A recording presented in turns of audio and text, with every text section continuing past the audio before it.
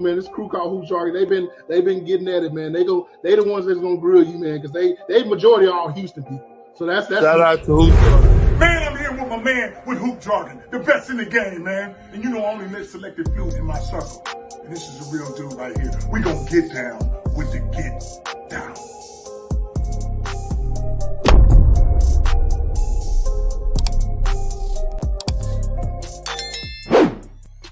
Man, shout out to Hoop Jargon, man. Shout out to everybody showing up to this momentous occasion. We are here Thursday.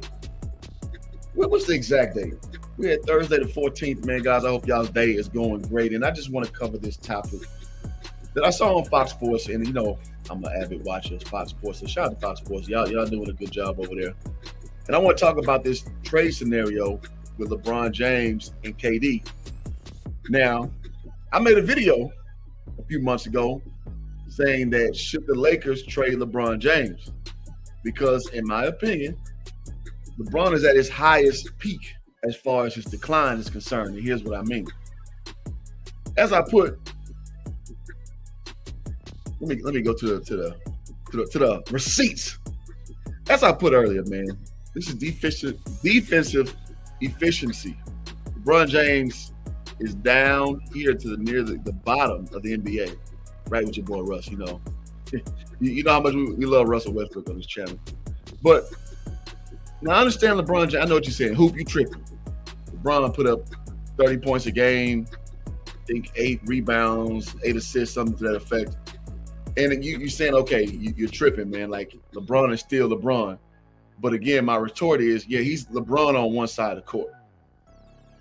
And we all know the infamous who gonna team up with LeBron is always looming in the shadows. And my thing is, man, listen, man, I appreciate what LeBron's brought to the Lakers. I'm a Lakers fan. I live in Los Angeles. I appreciate what he's done, man. But at the end of the day, this man's about to be 38 years old. Declining, like I said, defensively.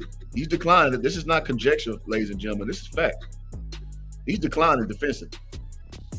So would it not make sense to get from up under a problem and to get value for your problem and not actually, you know, when LeBron leaves, he leaves it scorched earth. So you want to not get nothing?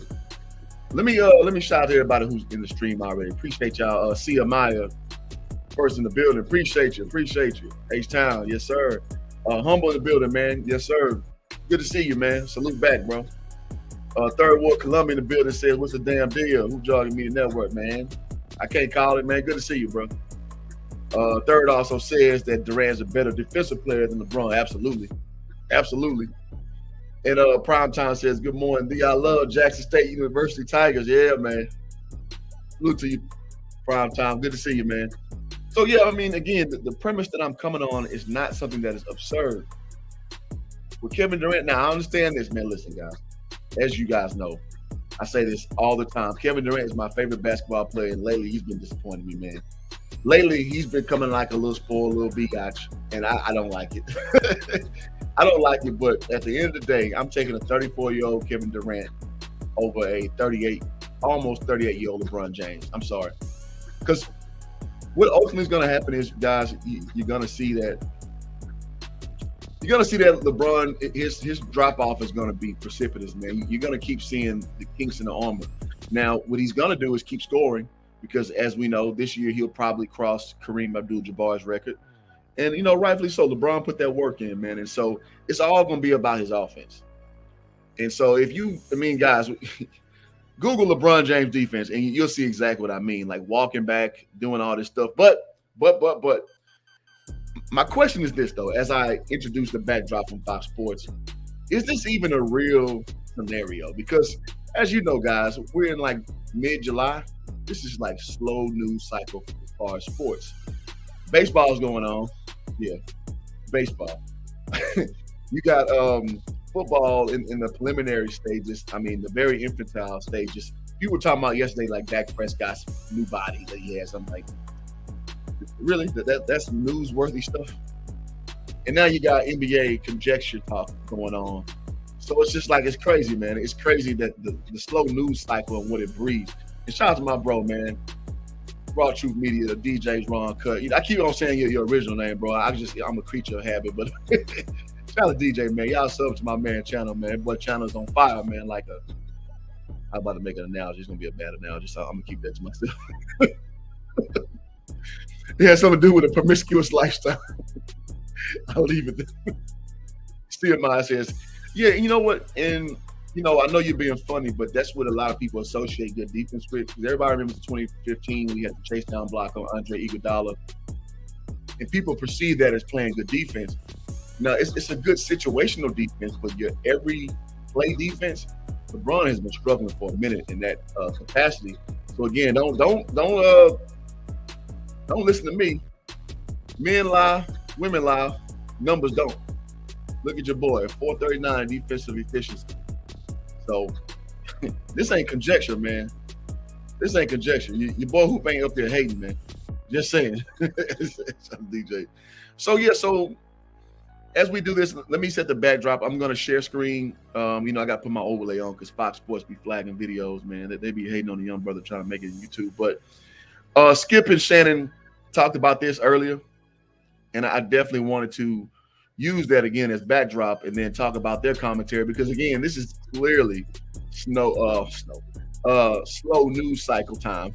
So you're just trying to latch onto a storyline to get to elicit listeners. So I understand it, but I thought it was an interesting premise because it's an interesting trade. I mean, these are two galvanizing figures in the NBA world, and so so I want to investigate what they're saying, inject my commentary. And you guys, I will highlight you as you do so. Shout out to Leonard Washington building. Say Hoop Jordan in the building. Yes, sir, man. Appreciate you coming through, brother. All right. So without further ado, let's go ahead and go into this. Let me put my overlay on, man. Fox be hating.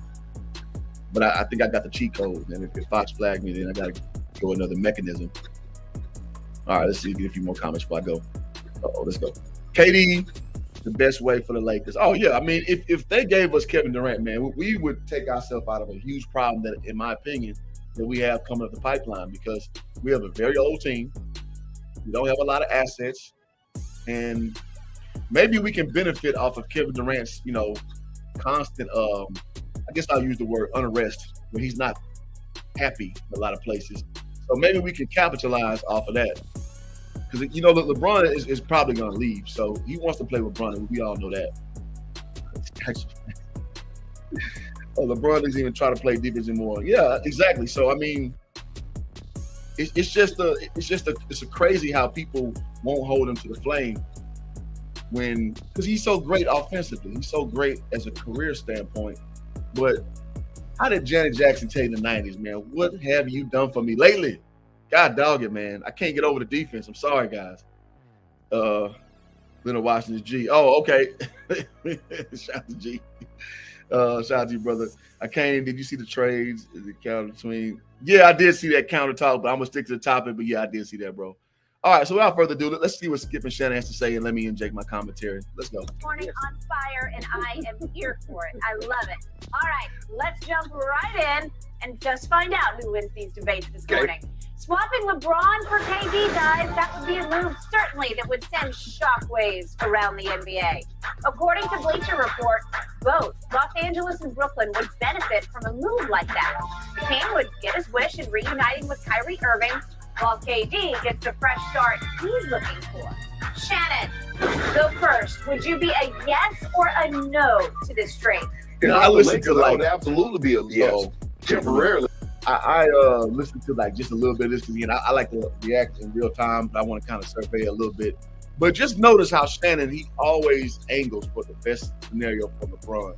He never really, when the subject matter is LeBron, he struggles of just giving a straight up, unbiased opinion. So you'll definitely see the slant with his logic, and I'll break that down. Because theoretically, Skip, you would have Kevin Durant under contract for this season and 3 more seasons. And LeBron James isn't under contract after this season. But we all know how that goes when Kevin Durant's under contract. He might be unhappy, and then guess what? He'll be gone after the first year. It doesn't make sense for the Nets, Skip, because, like I said, LeBron is only under contract for this season, and he'll be gone, and you have an asset in Kevin Durant, and you've been preaching since day one. Josiah, what are you thinking? Why would you trade Kevin Durant when you have him under contract for 4 more years? Kevin Durant, why would he want to go to L.A., Skip? and reunite with Russell Westbrook when you said 5 years ago the reason why he left OKC was because of Russell Westbrook. LeBron, why would he want to go to the Nets? Yes, Kyrie's there, and they had a great basketball relationship. But he's going to leave one guy in Russell Westbrook who can't shoot for another guy in Ben Simmons who's afraid to shoot. That makes sense for LeBron. How? LeBron has had 3 opportunities as a free agent to join any of the New York teams. What I tell you, his opinion is based on how it affects LeBron. It's not the actual subject matter at hand. Meaning, he wants the best case for LeBron in any scenario. So, I mean, what he's saying isn't wrong per se as far as Westbrook playing with KD. But I'm sure if they were able to execute this trade, they would get rid of Russell Westbrook. And so, in the short burst, what Shannon is really saying is that he does not want LeBron playing for the Nets. That's what he's really saying. So, and I don't blame him for that per se. Shannon Sharp lives out here in Los Angeles. He wants LeBron playing for the Lakers. It's good for business all the way around. So it's funny how he roundabout gives opinions, but you know they're biased. You just know. He was a free agent. He left to go to Miami. He didn't even give him a passing thought. He was a free agent and went back to Cleveland. He didn't give him a passing thought. He was a free agent and went to LA. He didn't give him a passing thought. And now somehow you think in year 20, he would be excited to play. That's crazy. LeBron James has been in the NBA for 20 years. Good job. In New York, he likes playing in the Garden. He does. Everybody likes playing in the Garden. From Jordan to Kobe. And so, correction, everybody likes going to the Garden and lighting the Knicks up. Shots the Knicks face up. You know I'm being honest. Everybody light y'all ass up in that building, man. Some of the biggest performance, not just athletic-wise, has happened in the Garden. But for me, Skip, when I look at it, I don't think either guy would be happy with the trade. I don't think Kevin Durant wants any part of playing in LA. Based on what? Y'all, am I tripping?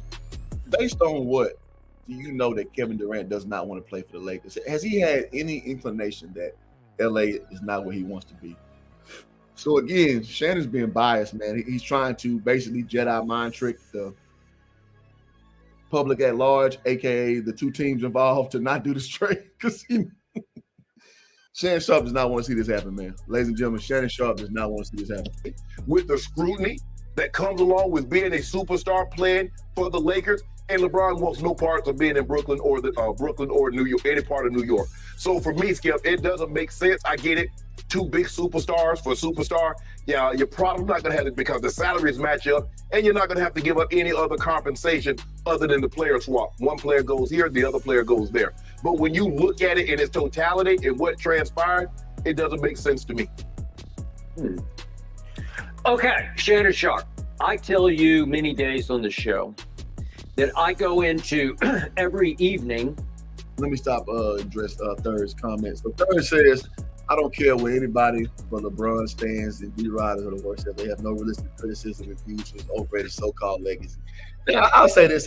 I wouldn't call his legacy so-called, but I'm not a LeBron guy, like by the further stretch of the imagination. So I'm with you, Third. I'm with you all the way on that. But I got to acknowledge LeBron James is top 5 all-time guy, and that just is what it is.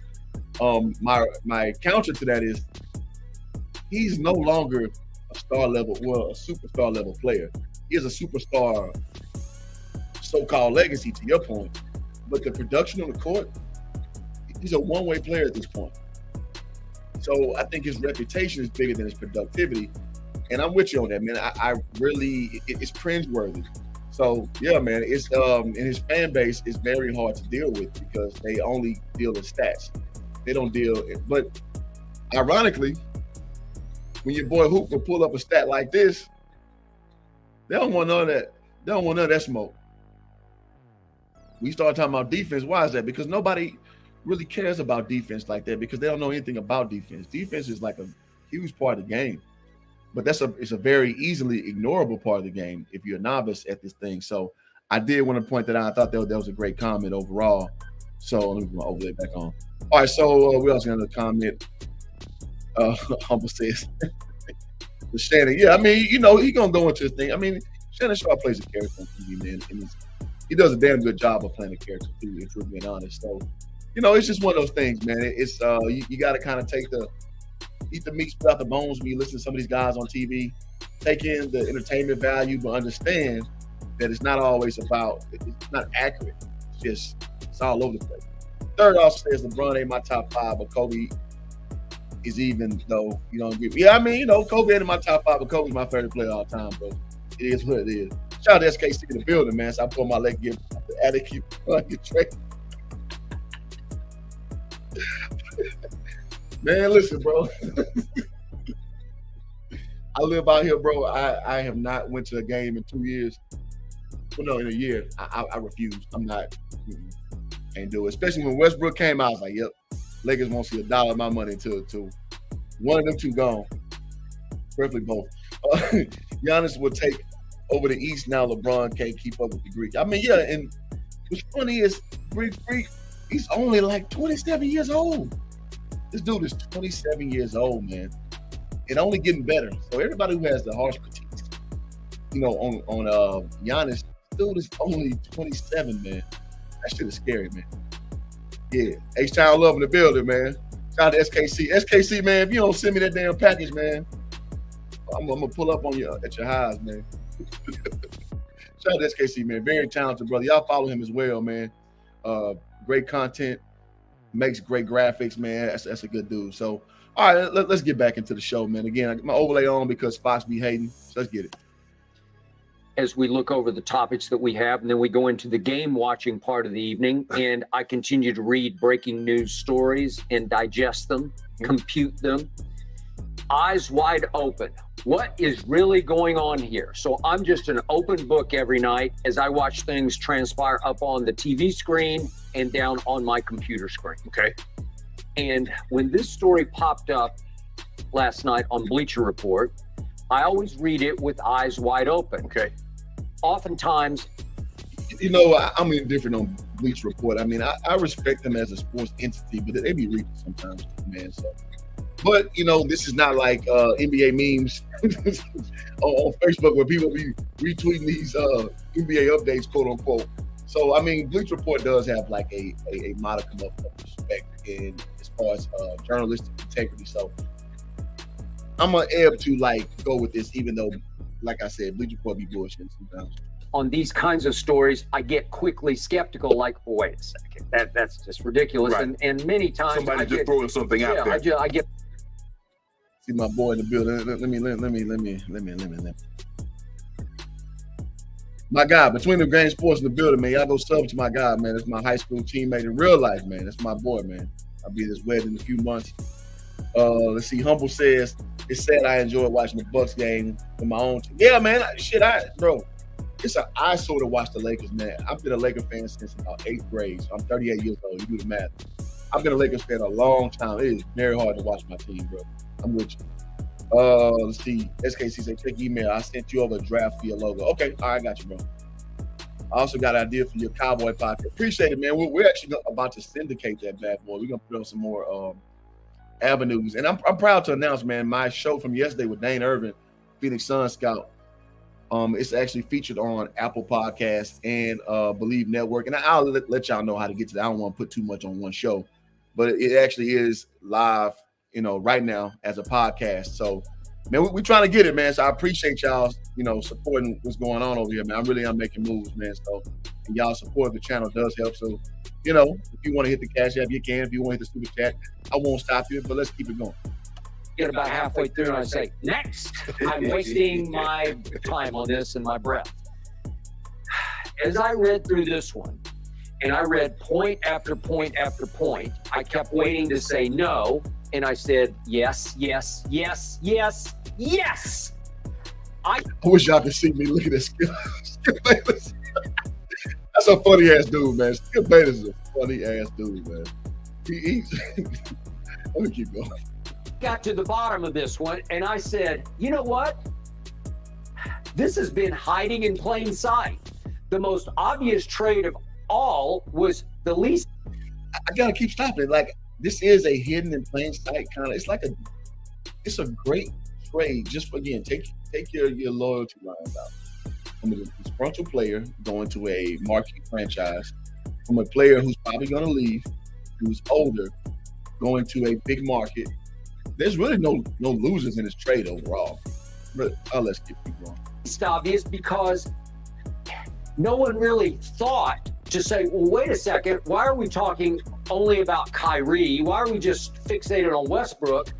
Who are the big guns here? Who are the two principals here? That's a great point. Well, it's KD, who I think is the best player on the planet, and LeBron James, whom you still think is the GOAT. Yeah. Somehow, I think he's the phony GOAT. Those are the... Hey, Shannon got to cut this shit out, man. I don't understand how you honestly can say LeBron James is the greatest basketball player ever with all that failure. Like, I don't get it, man. Two biggest names in basketball. Top 5, yes. GOAT. Stop it. And their salaries effectively match straight up. Mm-hmm. All right, so you got a comment from my guy SKC. SKC says, "Who is your favorite current sports analyst?" Ooh. That's a great question. You know, I've fallen out with damn near all of them, man. I don't really.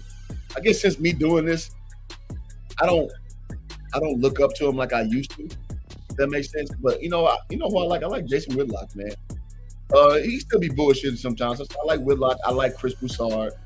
I like your boy Rob Parker. I met him at the Super Bowl when I was playing the Super Bowl. Just in passing. You know, he's just like, what's up, what's up here? I like Rob Parker. I like Shannon Sharp. When he's not Dick Ryan LeBron, I like Shannon Sharp. So I would say that's probably my top 4 guys I like. Them just evaluating sports. And then the rest of the names go after that. It used to be Scott Van Pelt. Used to be my favorite. I haven't heard him speaking in a while, so I don't want to endorse him if he was saying bullshit. So I would say those are my top 4 I like. Only go, yeah. Skip. Now again, I'm not a LeBron James supporter by a further stretch of imagination, but Skip be going hard on LeBron, man. So, that man, I don't know, man. He did something to that boy behind the scenes that we don't know. And if you look harder and harder at their plights right now. And I'm gonna open the panel up, y'all. So let this video go for about 2 more minutes, and then I'll open the panel. So let's discuss this LeBron for KD trade. If you want to come up and let your voice be heard, I will not stop you for your God-given right. So let me power through, and I'll let y'all up. Again, I've been dug in on this point and principle that if I'm Josiah, as you point out, I can say, Kevin, I got you for 4 more years, Yes. and in good faith, we signed a contract. Right. You owe me at least a couple of those 4 years. I'm going to force your hand to stay here and play. But you told me repeatedly from that side. Y'all saw my video. The Nets hold all the cards. So Kyrie and KD, hey, man, good luck forcing your way out. They hold the cards, not you. Side of the table. Yes. Kevin's not going to sit still for that. His brother told me pointedly on Twitter, he's not going to sit still for that because And hit that like button, y'all, if y'all have not done so. Please do that. Appreciate it. he gave it a hell with that, did the brother, and a hell with me for saying that Josiah would keep him in Brooklyn, right? Well, if I'm Josiah, I should I'll get on my Twitter and I'm gonna tweet Kevin Durant, PNP, pout and play. You know what? I mean, again, man, KD's my favorite player, but he brings this on himself, man. Him and his 14. Goodness gracious, let the laymen be the laymen. Like, you are the talent, bro. So all this stuff that you perceive as disrespect, like, listen, man, let the fans handle that for you, man. Stop sending your brother. Stop making burner accounts. Let your body of work speak for itself. And that's one thing I don't like about Kevin Durant, man. Like, goodness gracious, you so thin-skinned, man. That's what you're gonna be in Brooklyn this year. Pout and play. Shannon Sharp has been telling me that it's only going to be pout. There's going to be way more pout than play, and it will not effectively in the end be worth it to Josiah to force him to play. I don't believe he'll be I don't believe he'll be one of those guys where although he'll be pouting, he'll be disappointed that he didn't get moved. I don't think it will affect his play. I don't think Kevin Durant will lash out. Agreed. Kevin Durant, albeit very emotional, I think he gets that from his mother.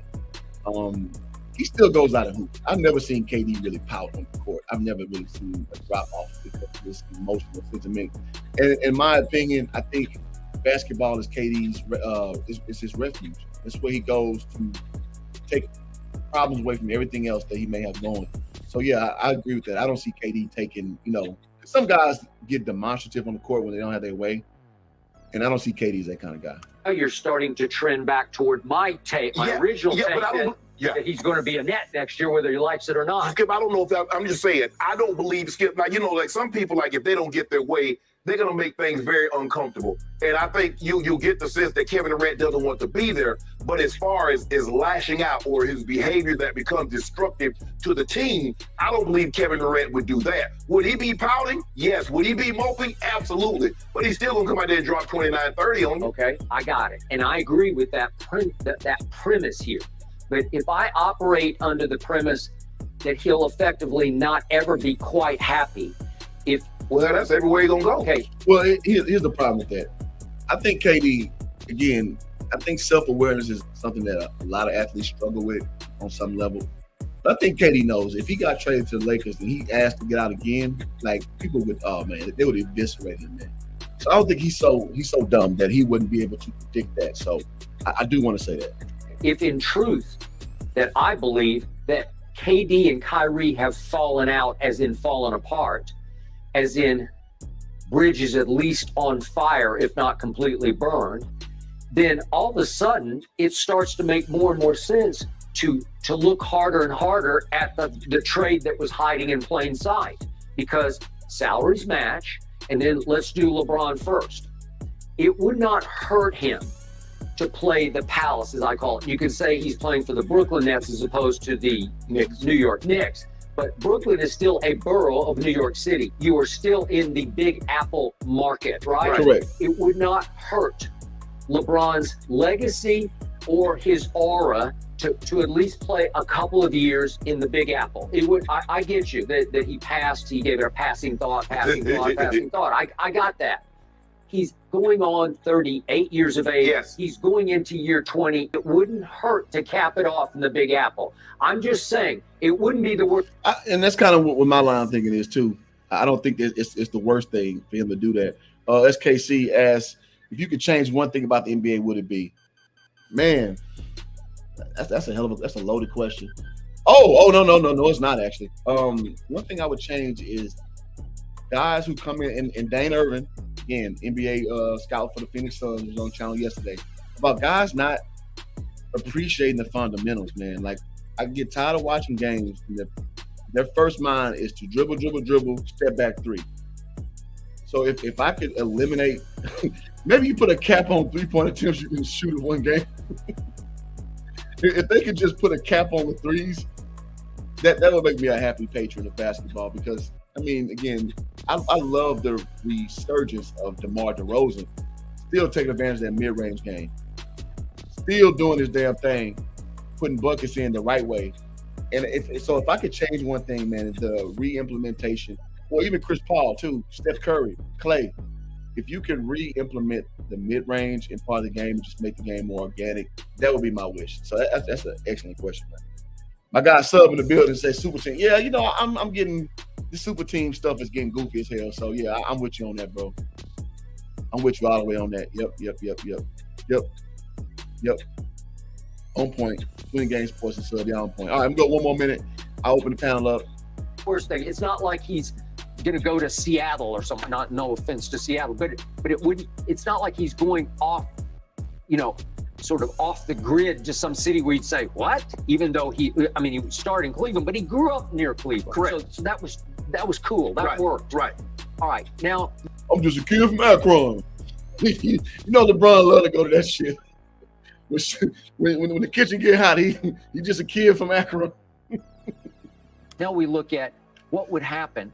Well, he gets out from under Westbrook. He gets to leave it all behind, and he gets to get out from under a roster that doesn't suit his skills, because LeBron needs snipers everywhere.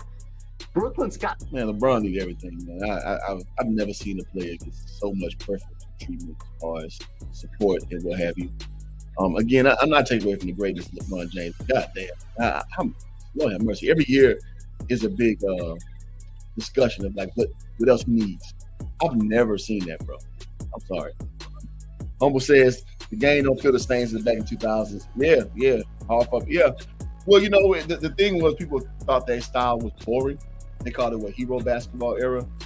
So to me, I loved it. But yeah, some people it wasn't the greatest thing. But this new up and down shit, it's hard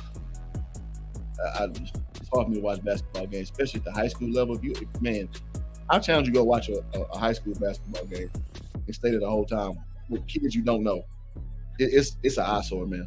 Snipers everywhere. They got one sniper, Seth Curry. Joe Harris, they're trying to get rid of Joe Harris. Okay, but all he did was win 3-point shooting. Yeah, contest, but that's not what you were saying last year when he couldn't throw it in the ocean against Milwaukee. But during the regular season, he can't snipe it, man. Okay, I'm not talking about when push comes to shove. Yeah. I'm taking the Kyle Korver shot from the corner that I said, what are you doing? I just wanted to make some routine shots when he was wide open. Okay, but you're talking about against Milwaukee in the playoffs, right? Yeah. Against the eventual NBA champion. Yeah. Patty Mills will make big shots. I don't care what you say. He Yeah, he takes will. and makes. Well, he ain't making none against ball. All right, so they talking about some ancillary players right now. I'm not interested in talking about that. I want to keep the subject matter on the topic at hand, which is KD and LeBron James. So, all right, we got SKC in the building, man.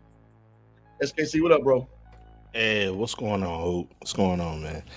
Yeah, man, I don't know. I think it would be an interesting trade. I mean, personally, I think that KD in LA would probably be a bit more successful than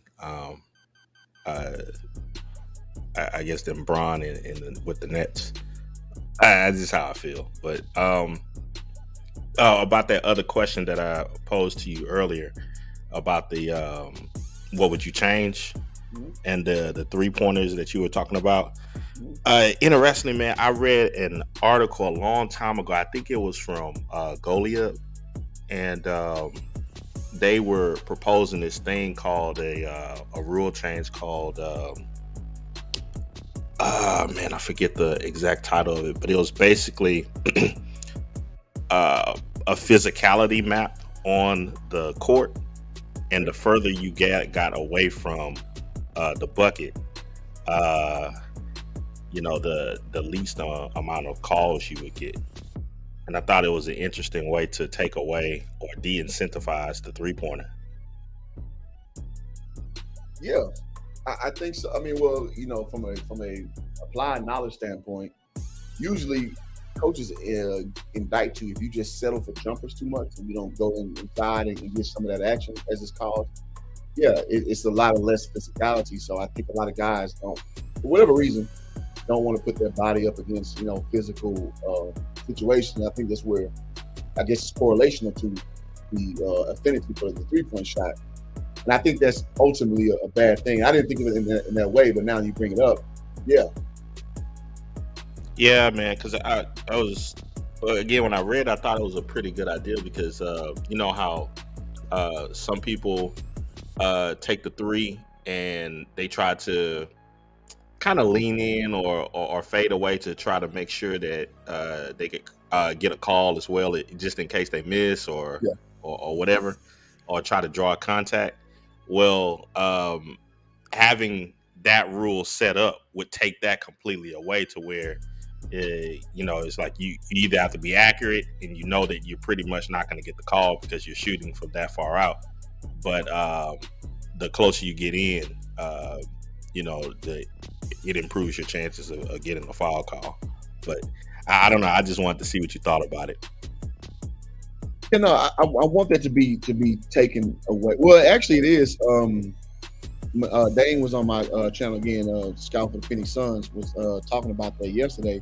That guys in the summer league are seeing now they're not giving you those little flailing ticky-tack James Harden fouls anymore, and guys have to readjust now. So I think that's definitely a good thing for the game. But you got to just play the game the right way. Man, shout out to Third World Columbia in the building as well, man. What up, bro? What's going on, Third? The Third might have some connection issues. I think you're on mute. Oh, there you go. Hey, can y'all hear me? Yeah, what's up, bro? Can y'all can hear me, right?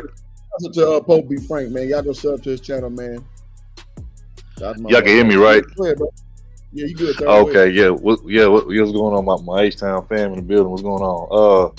Yeah, I'm going to say this, and I know that this is going to sound crazy when I say this, but actually, to me, what I would do is I would trade Kyrie, KD, maybe throw in like Seth Curry and some like a couple picks, or like maybe 2-3 picks. And to me, I would trade them to the Lakers for Bron, AD, and Russ. Because I'm gonna be honest, like I'm gonna just address Bron first. Like Bron, get, like he's more towards the end of his career than he is, to his prime. So, like to me, I think the Lakers should get ahead of that versus, LeBron either leaving or just retiring and them not getting shit back for him. Russ, they gonna have to get rid of Russ eventually, you know what I'm saying? And then AD, like that nigga soft as baby shit, bro. I'm sorry, like he just not it.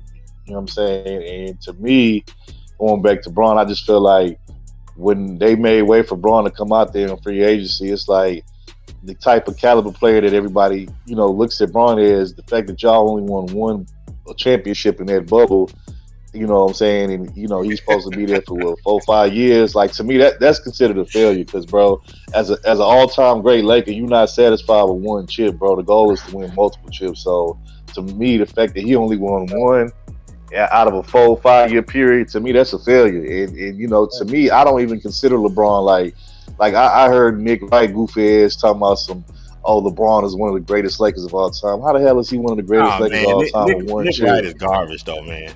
Come on. Yeah, I'm just saying, but I hate like how LeBron fans be so like just like Stan and D-Riders, bro. Like they talking about they want to put him up there with like Kareem and what I'm saying, James Worthy and all these Laker greats. I'm like, bro, stop it. He won one chip. That's not considered Laker royalty. You got to at least win multiple chips to be Laker royalty, bro. Like, stop it. And then the fact y'all made the playoffs 2 times out of a 4 year period, bro. Come on, stop it, bro. Like that's not it. That's not it, bro. I'm sorry. Check this, third. Here's how much of a stringent Lakers fan I am. Listen, man, I love Paul Gasol. I appreciate what he came in. He was Kobe's, Scottie Pippen. He did his thing. We won 2 championships, won the 3 finals. But by Lakers standard, they about to retire this dude jersey? Like, hell no. What? Yeah, nah, I don't agree with that one. Yeah. But, I'm consistent with my messaging, man. Like, listen, dog, LeBron James talking about some, about to be a doggone what Nick Wright said, one of the best Lakers. But here's the funny part. People were saying that before he even won a championship.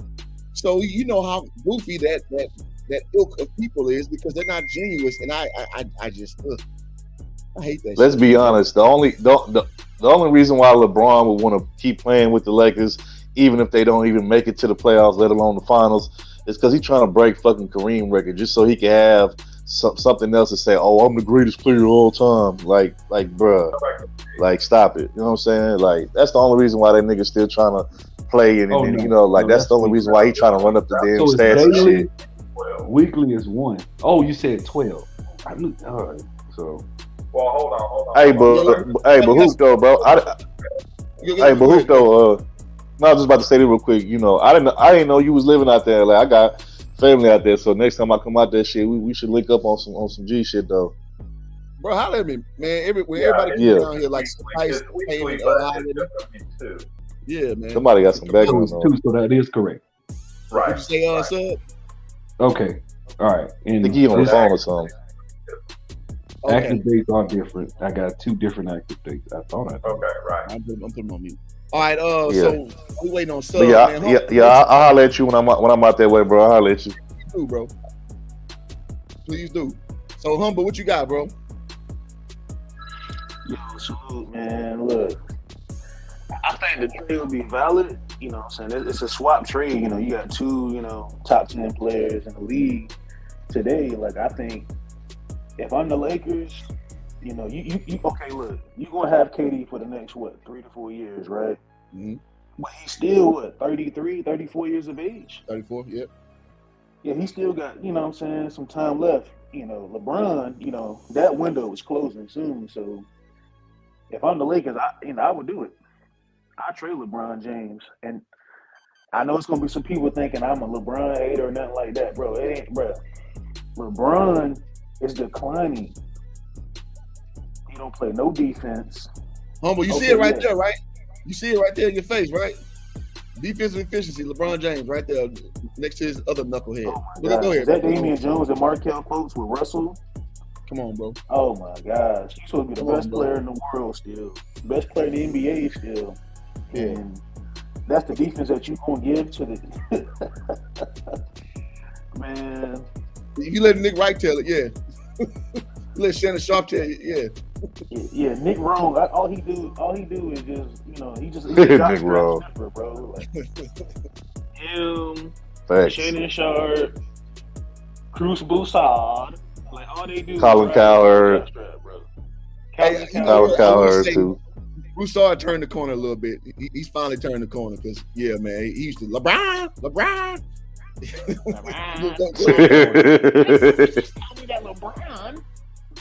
Oh, that used to run me hot, dog. Facts. And look, let me say this too. Like, be a Laker. Me personally, I think KD would be a better fit because I think he could, like, because if you're the Lakers going forward, you want to get younger. You know what I'm saying? Like, let's just keep it real. This team that LeBron put together, this was a horrible team. And I knew when he started, putting all these players together, AD and fucking Dwight Howard. Even though Dwight Howard did play some good, minutes for them, but Russ and even though I'm a Melo fan, Melo, it's like, bro, these are all old niggas, bro. Y'all old niggas in the game. You know what I'm saying? Like, y'all been in the game for a long time. Like, you need some youth. You need some niggas with some fresh young legs that can, get that quick first step. And I already knew when they played against them young teams in the West that had speed, like, they was gonna get smoked, and that's what happened. You know what I'm saying? So if you the Lakers, you want to get younger. You know what I'm saying? So KD and Kyrie can be like the OGs, and they can be the vets, and you can get you a bunch of young guys put around them. And then if you really look at all the young players that LeBron used to play with when he first got to LA, all them niggas doing well now. You know what I'm saying? From Brandon Ingram to Kuzma to all them other niggas, bro. All them other niggas is doing their thing now. Now that they're not playing with LeBron, and that's to me. What you trying to say? The third. You trying to say? I'm just trying to say Brian can't train young talent. That's what you trying to say, man? Nah, hell no. That nigga, bro. That's the thing. They say Braun make people better, but I actually disagree. Now, can Braun get niggas, the ball in their little spots? I give him that, but to say that he makes guys better, I mean, I totally disagree with that, because if that's the case, like, why do every nigga that come play with him gotta lessen their game just to play with him? Like, I've never seen LeBron say, you know what? Hey, with me being the older guy now, like, you know what? I'm gonna take a little step back, and to the younger dudes out here who like really got the talent and stuff, who got the juice, I'ma just pick and choose when I'm gonna get mine, but I'm gonna really try to put you in position to get yours. You know what I'm saying? Like, I mean, like, look at Chris Bosh. I will say that one thing I will hold against him is I didn't like Bron. I don't think he gave Wiggins a chance, man.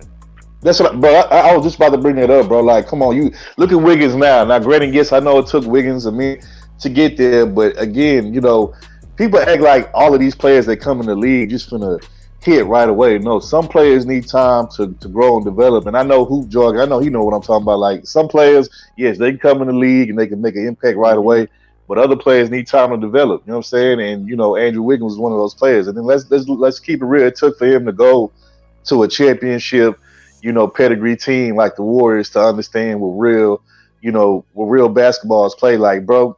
He wasn't gonna be great in Minnesota because Minnesota ain't been great in forever. You know what I'm saying? So, like, I never held that really against him like that. Like, Minnesota is goofy. And then look what they just gave up. They gave up a shitload just to get Rudy Gobert overrated as. So, I mean, like I said, sometimes you need to, you need time to develop, but sometimes you may need to change the scenery. And yeah, bro, just imagine if LeBron would have waited to, Wiggins matured and all of that, bro. He could have won more chips. But instead, you traded him for Kevin Love just to be a spot-up shooter. Come on, bro. And check this third shit. Your boy Wiggins been damn near a 20-point scorer his whole career. So exactly. Weak ass Minnesota. So he came in ready to go. Like, you know what I'm saying? So he just was kind of like, and Jimmy Butler kind of called him and called the Towns out. They're a little light in the ass. But I mean, most young dudes are, you know what I mean? And so, there's credence to that. But he wanted a ready-made winner. He wanted Kevin Love. He got what he wanted. He won one championship out of 3 years. I mean, it is what it is. But yeah, Hoop, you know what I'm saying is true though. When you go from so again he gets drafted. Oh no, first he got drafted to Cleveland, then he gets immediately traded to Minnesota.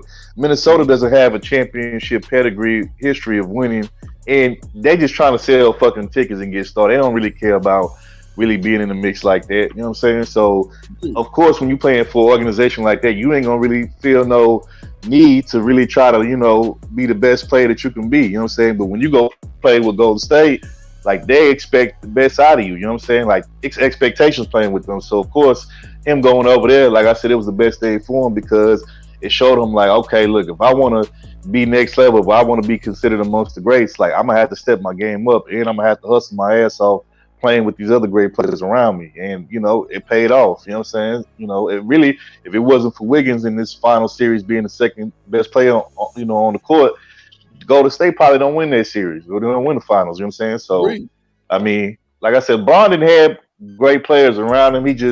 He's so impatient. Bron want that microwave success. He want motherfuckers to come in right away and help him win. It's like, bruh, like that's not realistic, bro. Everybody ain't gonna be, just ready like that off the rip to help you win a championship. But they always gonna. What you say, Humble? No, I was saying it's a roster change every year with LeBron James. Bruh. Like every year, I didn't mean to cut bro off, but I was just like sitting there thinking like, nah, you got it, bro. Every year since LeBron either came to LA or even with like Miami, or when he went back to Cleveland, there's been a roster change or something they didn't tweak the roster with. Like it ain't he can win a championship with this roster and run it back. Even with the 2020 Lakers, if they feel as though, look, okay, yeah, we can win again with this roster, just keep the same team. LeBron run point, and then you have Avery Bradley and those guys, KCP, Danny Green. Like, just keep that team and see what you can do. Me personally, I didn't think they was gonna win with Trez and Schroeder and them guys, because you end up trading like JaVale, who was like your live threat, for Marc Gasol, who was like 50-something years old. Like, yeah, like LeBron, man, he like you said, like he just won a microwave championship, bro. Like everything got to be good to him. And look, let me say this too. What pisses me off? Before you come in real quick, I just a basketball question, man. Okay, LeBron back in Cleveland. Do you think that team is more successful with Kyrie being a more of a prototypical point than Bron handling the ball so much, or do you think it was best the way that it was? Well, I'll say this. I think had LeBron stayed in Cleveland, I think he would have had a better chance of being in the finals every year. Because let's keep it real, bro. Most of LeBron's career, the East been weak as fuck. Like, I mean, when he first came in the league, when the Detroit Pistons, after they had beat the Lakers in I think 2004, and then he had the Boston Celtics when he finally got over that hump. That was really like and I think the Orlando Magic team that knocked him out of he was supposed to go to the finals that year to play against Kobe. But outside of those three teams, bro, LeBron hadn't really made me. So I think he should have never left the East, period, because the West always been stacked, bro. Like the West might have like one down year, you know what I'm saying, here and there, but the West gonna always be stacked, bro. So like I think he just put himself in a bad position, period. You should have stayed your ass over there in the East where you could have, continued to reign supreme. But that's just my thoughts on it. Shit, like LeBron fans tell he should have went to Philadelphia with Ben Simmons and Embiid. That wouldn't have worked. He would have had to get rid of Ben Simmons. Ben Simmons would have definitely been gone. So, but I mean, I wanted to say this though real quick. What pissed me off about the whole sports media thing is that so it's okay for Bron to build super teams and hop shit, jump ship and go wherever the fuck he want to go. But when KD want to do it or anybody else want to do it, it's a problem. Oh, these superstar players, man. I don't know who the hell they think they are. They messing up the game. Bro, blame Bron for that. He's the reason why this whole player mobility shit is even possible right now. He's a modern day player that got all of this shit. Now, granted, I know people are gonna say, "Oh, the big three did it in Boston," but let's keep it real. They did it at the very end of their career when Paul Pierce, sent for Ray Allen and KG to come over. Them niggas was already damn near at the end of their career. They was pretty much on the back end of their career. Had they got together in their prime, they would have won way more championships than just one. But they came like at the end of their career. And the fact that they got one, that was good enough for them. But come on, bro. Like LeBron started that whole player mobility shit, so you can't blame KD and everybody else that want to do that shit. But when LeBron get to do it, it's y'all look the other way. Y'all don't even say nothing about it. But I'm tired of that shit. Hey, and like I said, man, when KD went to the Warriors, it ain't the same, but it's something like the same. And it's just funny. And I also said this in my video I put out last week, is that it's damn near like it's how people perceive you, it's how they will basically embrace the moves you make. Because at the end of the day, LeBron has free reign to kind of jump from situation to situation because people like him. People like him. But KD is kind of seen as a little more cantankerous, a little more of just an off-putting personality. So it's damn it, no matter what he does, it's going to be viewed unfavorably. So those kind of things come into the equation as well. And so it's just funny how it plays out when damn near people do similar things, but it's perceived so differently.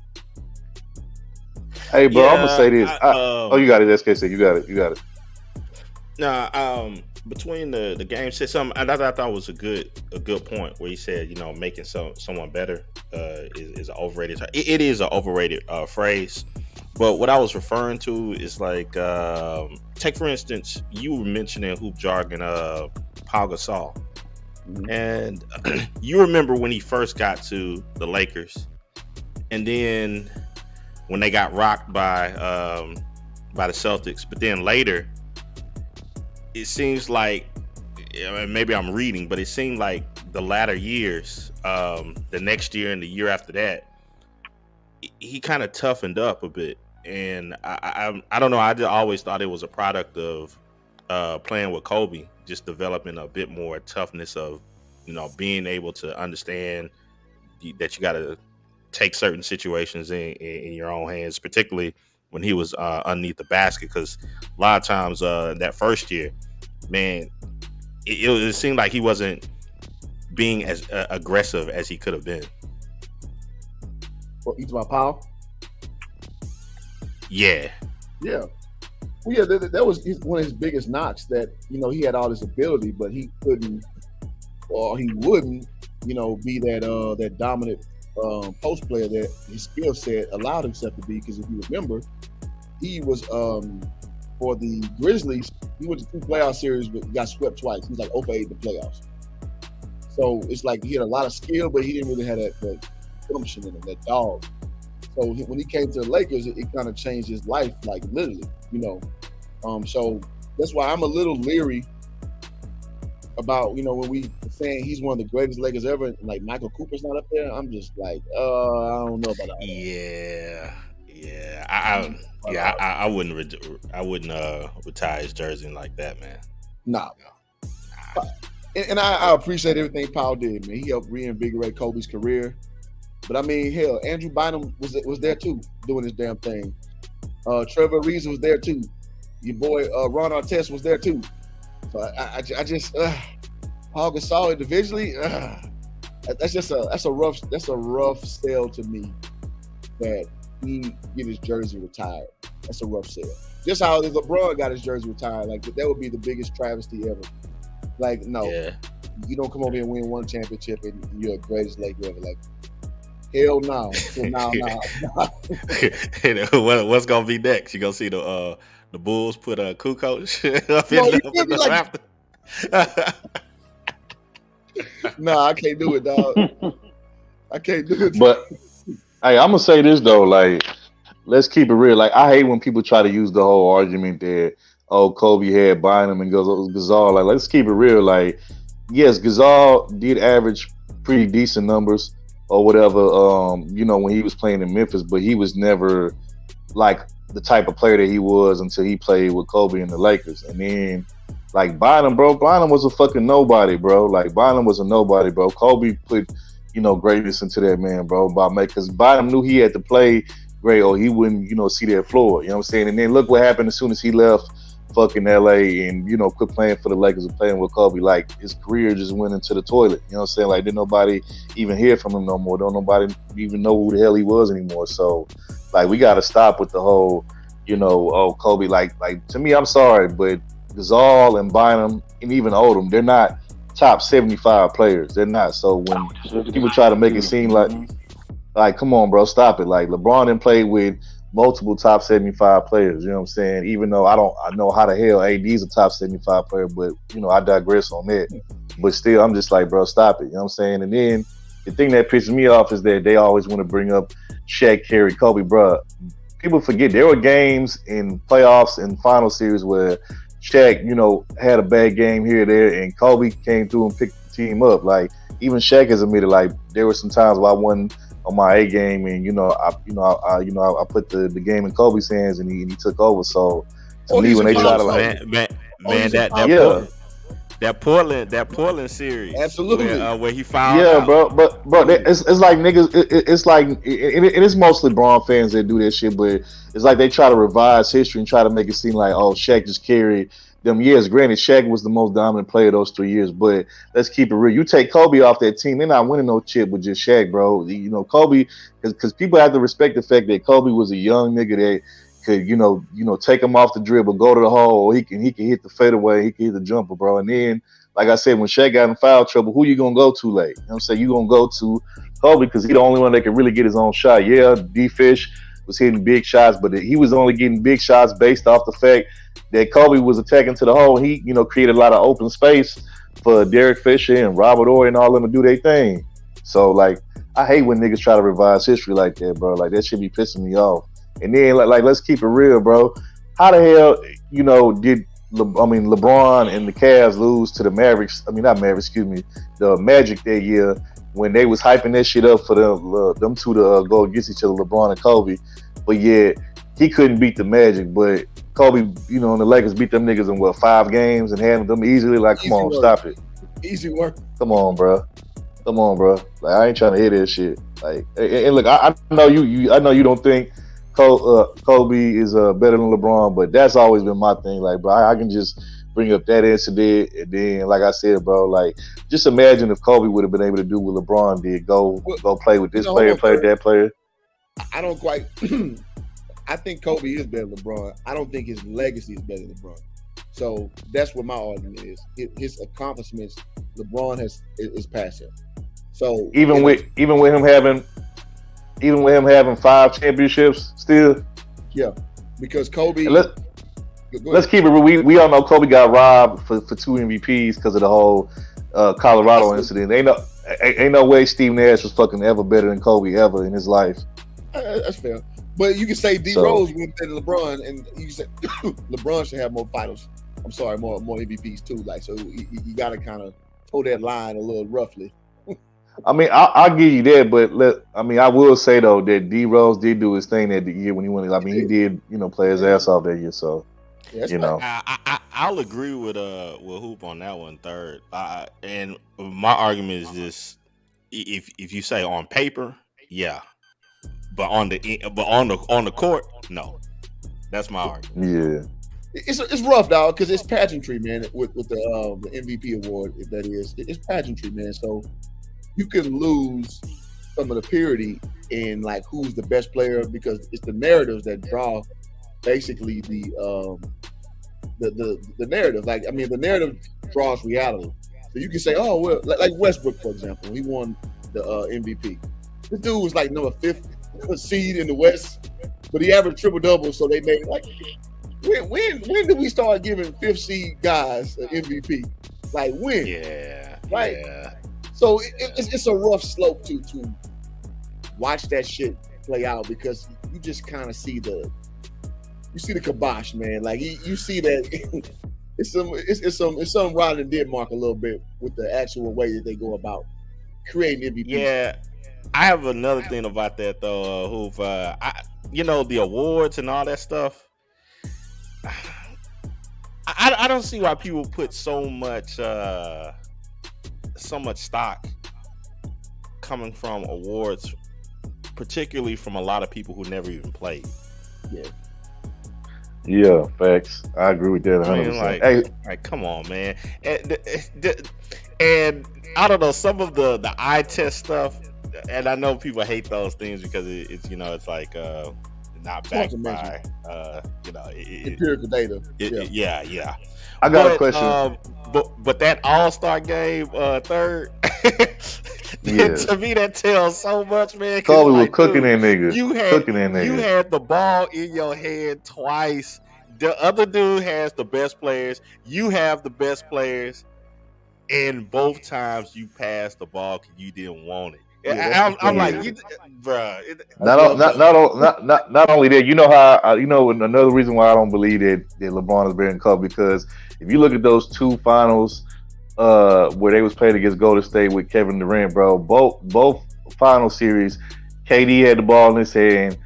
You know, they isolated him against LeBron, and what LeBron do? His scary ass gonna switch and put Tristan Thompson on him, bruh. Why the fuck would you put Tristan Thompson on Kevin Durant? No, Kevin Durant gonna cook that nigga. If you supposed to be the best player ever or the best player on the planet, bro, you supposed to take that nigga 1-on-1, bro. If that had been Kobe would, even if Kobe would have got smoked, Kobe would at least try to take him and and play You don't want to look defense bad. on That's a him. great point. That's a great point. You know what I'm saying? Man, So that year with KD went nuts. When they I mean, won, come on, two dagger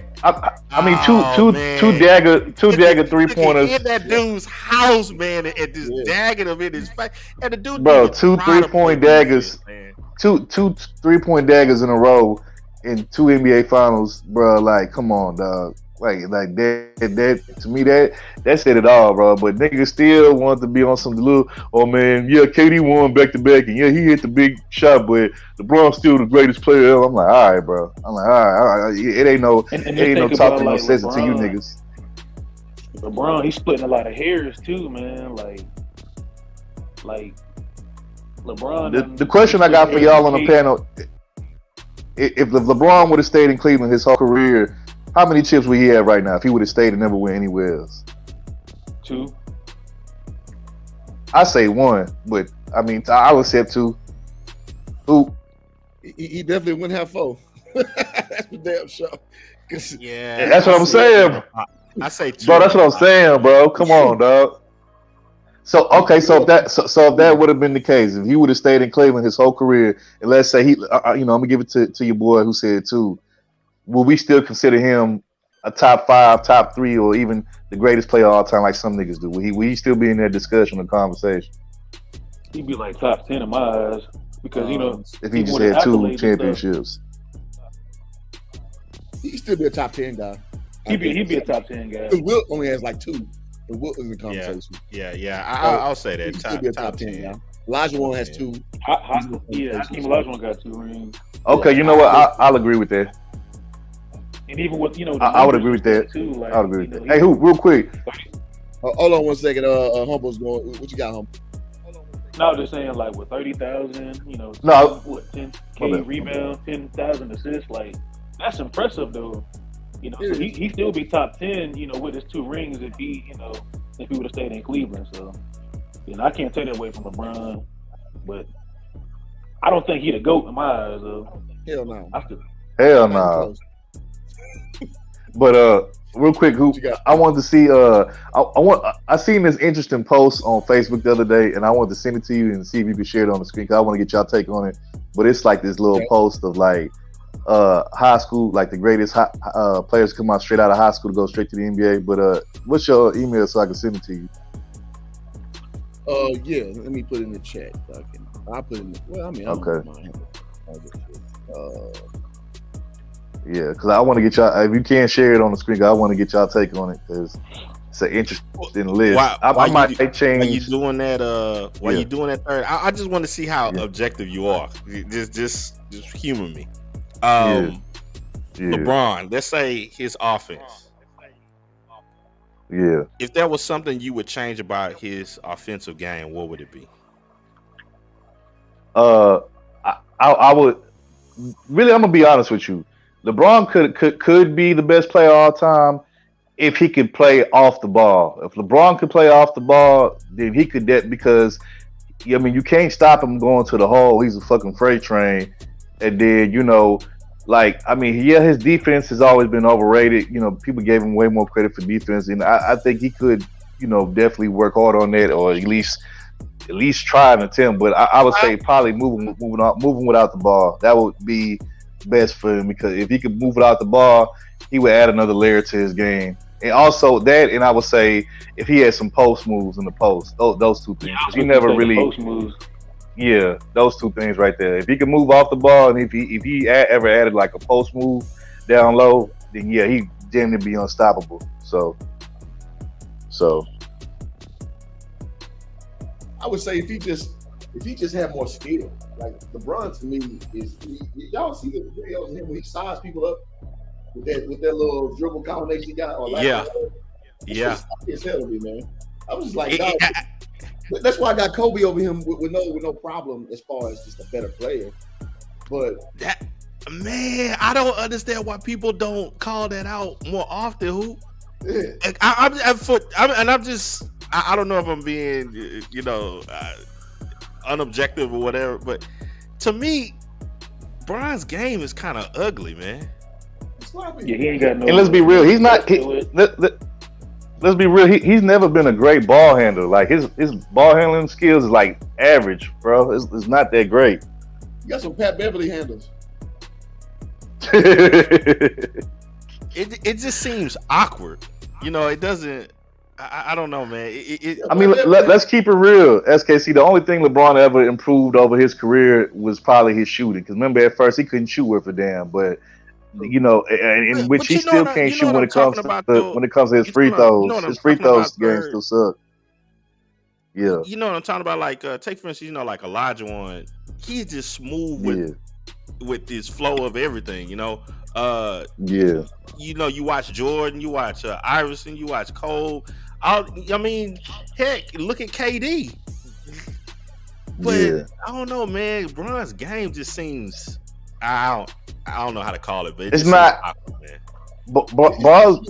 Bron's game has always been physicality and athleticism. It's never been like just pure raw skills and talent. Like it's not like when you watch certain players on the court, like it's like they have like a rhythm to their game. LeBron doesn't never really had a rhythm. He just attack the hole, bully motherfuckers going to the hole, and if he can't get the shot that he want going to the hole, he'll just dish it out to somebody standing on the sideline waiting for a three or some shit. But that's been his game, bro. The best way I can explain it is like watching a football guy play basketball. Yeah, pretty much. And by the way, Hoop, I sent you that thing, that list to your email, so I don't know if you got it yet. But I just want to get y'all guys' take on that list, though. But yeah, I agree with you, though. I agree with y'all. So it just like I said, bro. I can't. I'm gonna keep it real. I can't blame the new generation of kids that came up after the whole, Kobe era and stuff like that, and Iverson, era and all that. I can't really blame them for LeBron being their favorite player because that's all they know. You know what I'm saying? But outside of, if you our age and you come from our era, bro, you should know better. You know what I'm saying? Like that's all I'm saying. And all of this, granted, yes, I would say these players today are like more athletic, but you know what I'm saying? But I wouldn't say they're better from a physicality standpoint. Like, I'm sorry, like some of them players from a fundamental standpoint. Yeah, I'm about to say, yeah, that's what I'm saying. Yeah, I agree with you. They're better from more of like a skilled standpoint, but from a fundamentally, no, they lack the fundamentals, but they have certain skills and abilities that players back then didn't have, like with the whole Steph Curry being able to shoot from damn near anywhere on the court. You know what I'm saying? But that's also been a hindrance because now everybody think they fucking Steph Curry and can shoot from half court. You know what I'm saying? So it's like a good and a bad thing. But bro, just imagine if some of them players when we grew up watching was to play in this league, bro, they eat like if Kobe was in his prime right now, Kobe easily get 40, bro. Like every game, bro. It wouldn't be no problem. Him, T-Mac, Iverson, all them niggas would be dropping 40 pieces like it ain't nothing. This would be easy for Kobe, man. Especially with like these foul calls that these players be getting. Kobe can do that little pivot, move and stuff like that. Jazz, like, bro, this would be too easy for Kobe Bryant. Like him, T-Mac, Iverson, like all them dudes, bro. All them dudes would be killing the league right now. Like killing it. You know what I'm saying? Like, and the thing I liked about them players back then, of course, Iverson couldn't play no D because he was small, but like if you look at somebody like T-Mac, like people only talk about his offensive ability, but people forget T-Mac actually played D. It's just again, him being taken out early because of his back injuries and all of that. But T actually played on both sides of the court, though. So same thing with Kobe. All right, I got that list for you, Third. Let's go ahead and pivot a little bit on this one. This one here. So we got all-time straight out high school team: center Dwight Howard, power forward Kevin Garnett. Moses Malone, man, I might need to put Moses Malone there. Yeah, that's what I would say. That's the one I would change. Yeah, damn, that's rough. Shooting guard Kobe, point guard. I like how they made LeBron point guard, but I guess I'll go with that. All right, what y'all think, panel? I agree with you. I probably would change, and I fuck with KG, especially the young KG, but I probably would put Moses Malone in there over him, just because most people. I don't. Unless you go back and you watch Moses Malone, I don't think you really understood just how great he was back then, and just how dominant he was. So yeah, so a lot of these young cats don't really know about that. But I mean, even if you kept KG on this team, I think it'd still be a great team. But yeah, I definitely would switch out Moses Malone for KG though. Well, I think Yes, sir, Tice. Yes, I said probably. He can stretch the floor, bro. That's why I think Tice. KD can stretch the floor better than Moses Malone. No, not KD, not KD, KG. This Kevin Garnett, not Kevin Durant. Well, yeah, KG can shoot the mid range. Yeah, but I don't know. Moses to me was just more dominant and more physical. That's just my take on it. But I mean, like I said, you can't go wrong with KG neither though. But that'd probably be the only change I make. But the rest of this list, y'all know I can't stand LeBron, but I mean that'd be a hell of a high school team to play against. Like I mean, come on, just between Bron, Kobe, and T-Mac, that's your scoring right there. All you need is Dwight Howard really to get rebounds, and whether it's KG at the power forward or Moses Malone, all you need them to do is just be physical, and Dwight to get all the rebounds. Because between Kobe, LeBron, and T-Mac, that's the scoring right there. So, I just put Moses at the 5 and take Dwight out. I mean, I think I gotta have Moses in there. Yeah. I want to hear the rest of y'all take. You probably can't take Dwight Howard out. It's gonna be like clogged in the paint, man. You saying with who now? Yeah. No, I was just saying like the paint will be too clogged, so you can take Dwight and put Moses Malone and then keep KG at the 4. So I think it would work. Yeah, that'd be a scary team though, especially like if you run a half court set offense, like a triangle or something like that, but either or. And the one thing I never liked about Dwight, he never developed a post game. I never, you know what I'm saying? So yeah, you might have to take him out there. SKC, I want to hear your take on it. Yeah, he team too, but Dwight Howard suffers from no memory disease. But like some cats, man, they just can't in the moment. They just can't remember those moves. And I remember it took me a long time to be able to remember a good post move and feel body out while I'm actually playing in the game. It's rough. And I think that was what Dwight's problem was. He never could really get that whole thing out. SKC, I want to hear your take on this. Nah, man, I'm just like I'm sitting up thinking about something else. I'm like, what team would I put against that team? Just out of all of the NBA all time, what team would I put against that to win? Yeah, this is the all time straight out of high school squad. So this might, yeah, bro, this a good list right here. I'm gonna say that. So maybe all Euro team, but going to. Could you put a Euro team against this? You said all what team? A European team, or like overseas team, like Giannis, Luka. I still think the Euro team gets. Yeah, I still think the Euro team would get smoked unless you're talking about like unless you do like the greatest EuroLeague team of all time. Like you put like Luka, maybe like a Dirk or somebody on there, or if you put like Ginobili, even though I know Ginobili's not a Euro player, but still, you put. There's things to be said now. Yeah, I think it could be. You had to put like you. Yeah, you had to put like Parker, Ginobili, or like a Luka, a Dirk, you have to put, maybe like a Jokic. You have to put like one of those type of teams together in order to even come close to competing with that. And even then, I still don't think that'll be enough. That's just my personal opinion. You know what I'm saying?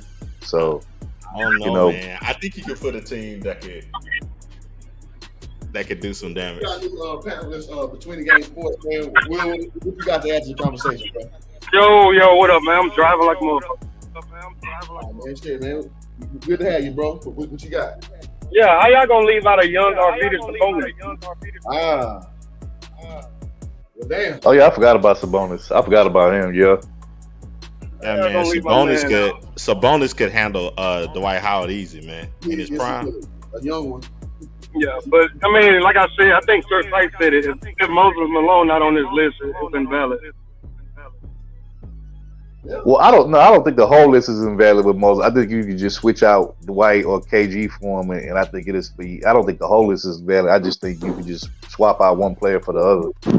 Because like I said, between your top three scorers on that team is going to be T-Mac, LeBron, and Kobe. Like they're going to give you at least 20 apiece, if nothing else. So.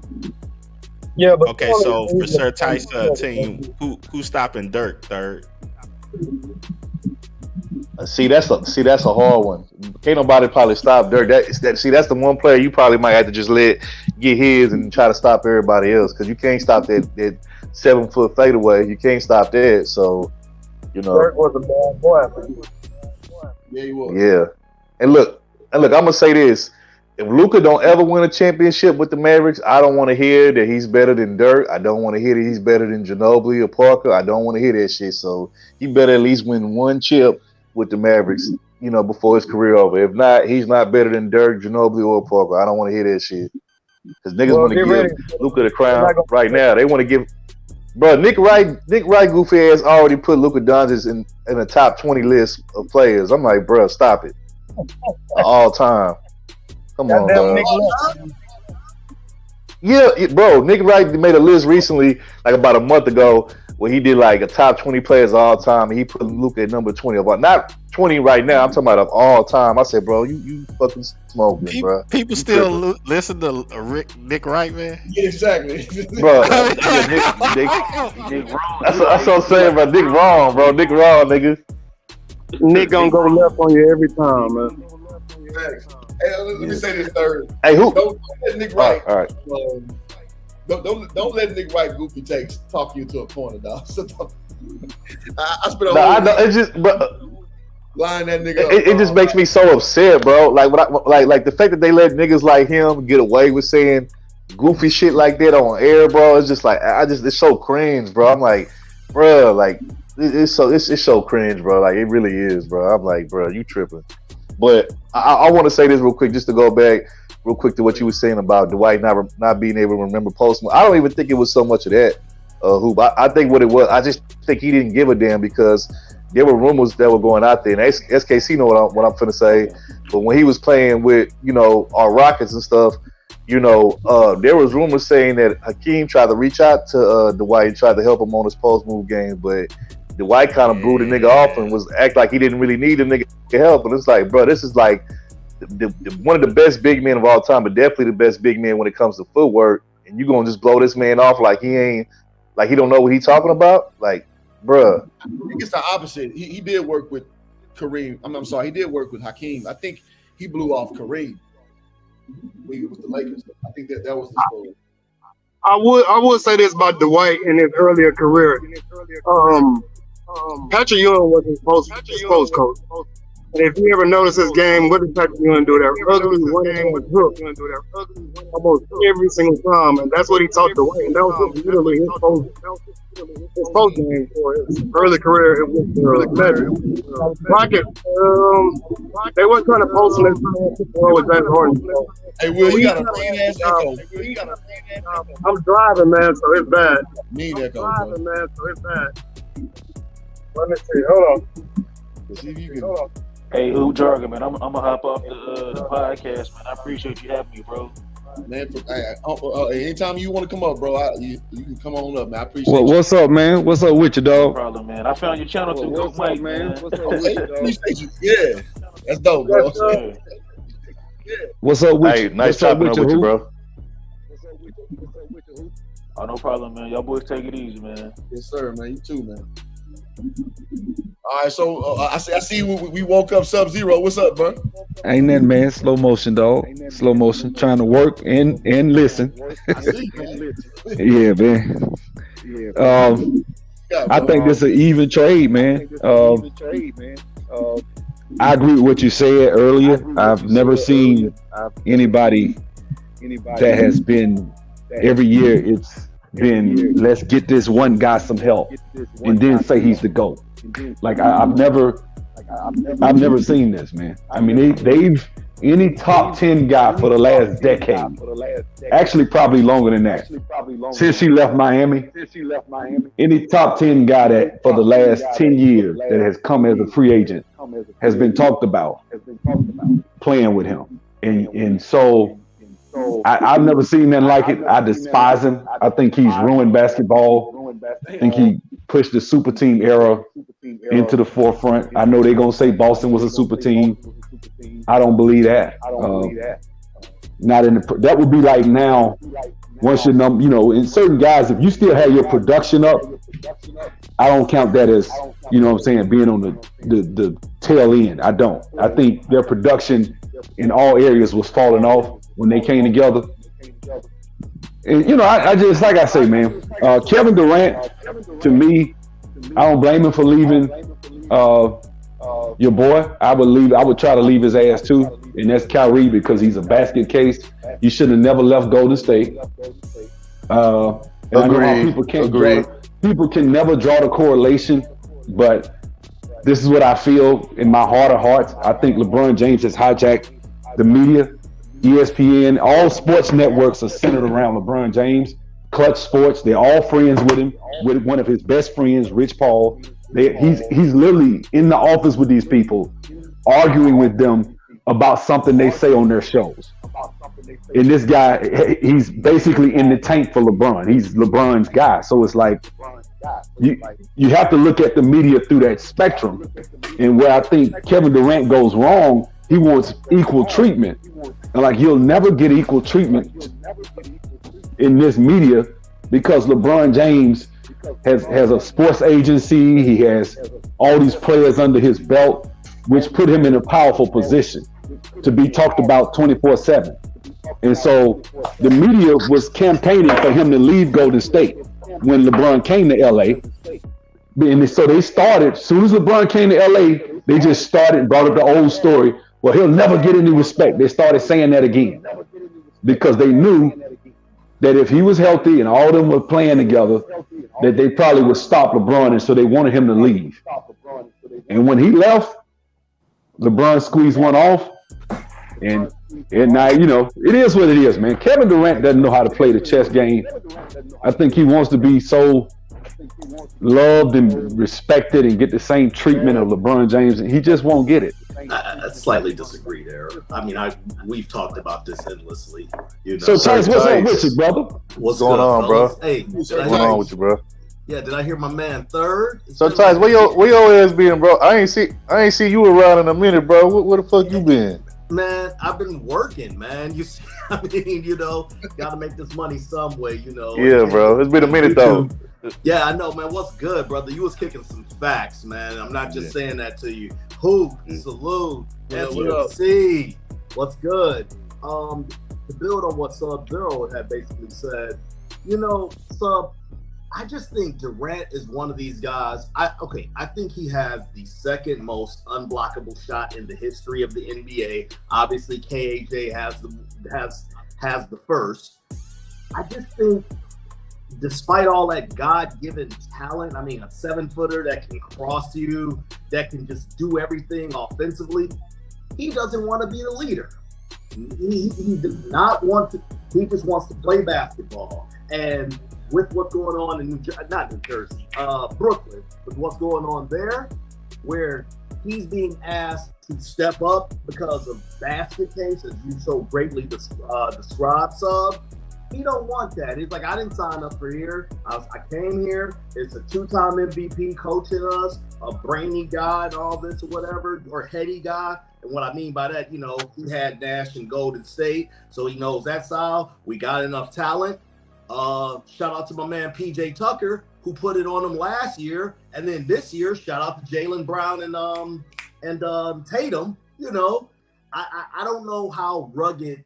I don't know if Kevin not only doesn't want to be the leader, I don't know if he's willing to like put a team on his back, and that, you know, that's how I see him. He's just an awesome, phenomenal talent that just wants to play basketball. He'll put the team on his back when he goes against LeBron. Let me respond. What I was just finna, y'all. Let me add to that. So it's kind of going in the same direction that Sub-Zero just went in. So I'll say this: KD's not a leader in the sense that the traditional leader that, like, he's an outspoken, like, you know, he's a very soft spoken. He's not an outspoken type of guy. He's more kind of like, you know, like kind of quiet spoken stuff. But you know, when it comes to, you know, him getting on the court and doing what he do, and you know, when it's time, when you need somebody to hit that big game winner shot, you know what I'm saying? Like, he's a leader in that sense, because like, I mean, like, even though yes, we're going to say that Steph is a leader of that team, Draymond's a leader of the Golden State. Those are the two leaders, but KD was the one that led those Golden State Warriors teams to 2 back-to-back finals. You know what I'm saying? By hitting the big shots in both game 3s. So no, third. You're third. So to me, that he's your lead sniper. Do not, you know, I agree with that. That's what I'm trying to say. I think the problem is we so used to leaders being like one thing or leaders looking like this, but I think you can lead in different ways. I don't think because some leaders are going to be more like vocal than others, and I think some leaders are just going to be like, you know what, I'm not the best outspoken person, but you know, I could just show you what I could do. You know what I'm saying? Versus, you know, like everybody know Draymond is the voice of the Golden State Warriors. But Steph is the guy that's going to lead you to the promised land as far as, you know, hitting the big shots. And that's kind of what KD was. KD was a guy that he's never been an outspoken guy. He's never been a vocal guy. But, you know, when you need him to get buckets for you in clutch moments, he's going to do that. So I still think that falls under the category of leadership. I just don't think it's the leadership that most people are used to or accustomed to. Fair point. I don't think we're saying different things, and I'm not necessarily saying about vocal aspect of leadership. You know, I just don't see him as I don't want to say he's not a team guy, but he's not the guy that's going to corral the troops. You know, you don't have, okay, Tim Duncan was a leader, but he wasn't necessarily vocal all the time, right? So that's another example. But we saying the same thing. We just saying it in different ways. Yeah. He's saying the same thing, yeah. Right. Tim Duncan put that on his back. I mean, up until his latter years, you know, I remember when he showed up, it was like, damn, the first time I've ever seen Tim Duncan show emotion when he missed that layup against Miami. What was that, 2013? You know, I think it's... Yeah, I remember that. Yep. Yeah. Sub and I were having a phone conversation about this, and I think I'm going to say this. I get it, you're 34 years old, but you still got 4 good years. There should be no question that KD should be considered the best player in the league right now, you know, to me. And this, I need to join up another team. I mean, what's the fucking, you know, what's the point of? I mean, okay, hold on, so tight. So let's follow your logic. I agree with you. Stay in Golden State. He probably has another 2 rings. Facts. Right. He will have another 2 rings. You know what? I agree with you on that, Sub. I agree with you on that, Sub. I agree that he should have never left Golden State in the first place. But see, like you said, he let the media, and it's my thing. If I'm KD and I got like 4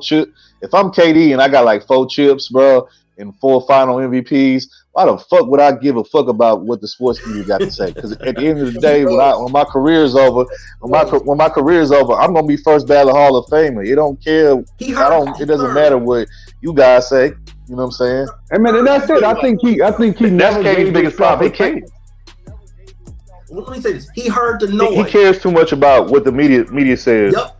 You know what I'm saying? He cares too much. And you know what? To Sub's point, just real quick, let me just say this. To Sub's point, yes, you know, the media is LeBron, you know, is LeBron driven. I think all them guys from Nick Wright to Shan, I think all them guys, them LeBron guys, you can clearly tell. I wouldn't be surprised if them niggas is on the payroll and shit, because, you know, you can't turn on the TV. LeBron won't even be in the playoffs, and they'll still make a whole segment about LeBron. It's like, bruh, this nigga not even in the playoffs. Why were you talking about this nigga? You know what I'm saying? Like, come on, bro. Let's like. So I hate that shit, but you got it, sir. You got it, bro. Dude, you're killing it, man. But I was gonna add this. We know he cares about the media because this dude got like about 9 or 8 burner accounts, battling people like you and me. That wasn't a good look. Yeah, that wasn't a good look, bro. That wasn't a good look.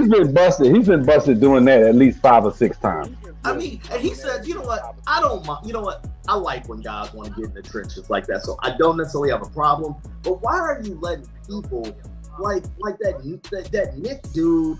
I mean, how he's even taken seriously? Broussard and all those dudes respond to that dude. Every segment with him should be like, yeah. So Hoop, what you doing this weekend again? You know, I mean. But hold on, I think he's shown a habit of being a follower, because when he got to the league, he was this devout Christian guy.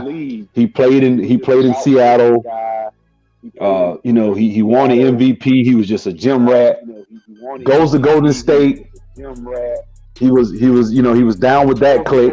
Now Kyrie influenced him to come to Brooklyn. Not every post is the God this and the God that, because he up around the 5%ers. So I do think he's lacking.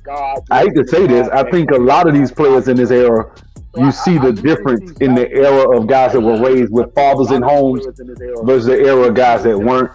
This is the AAU. Let's stack our team. Let's not compete. Let's stack our teams, and we can beat our chest and say we're the best because we got all these championships. We got this. We got that. I think that has a profound effect on this era.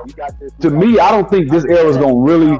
We're not going to know until LeBron James and Clutch Sports is gone. Then you'll see the vacuum that they feel right real now. Quick, when he leaves, the manipulation, real quick, the stacking of teams, the taking players away from teams, because LeBron don't want to go up against this team because he'll clog the middle. Let's not bring Nerlens Noel to the Clippers because they might actually have a chance.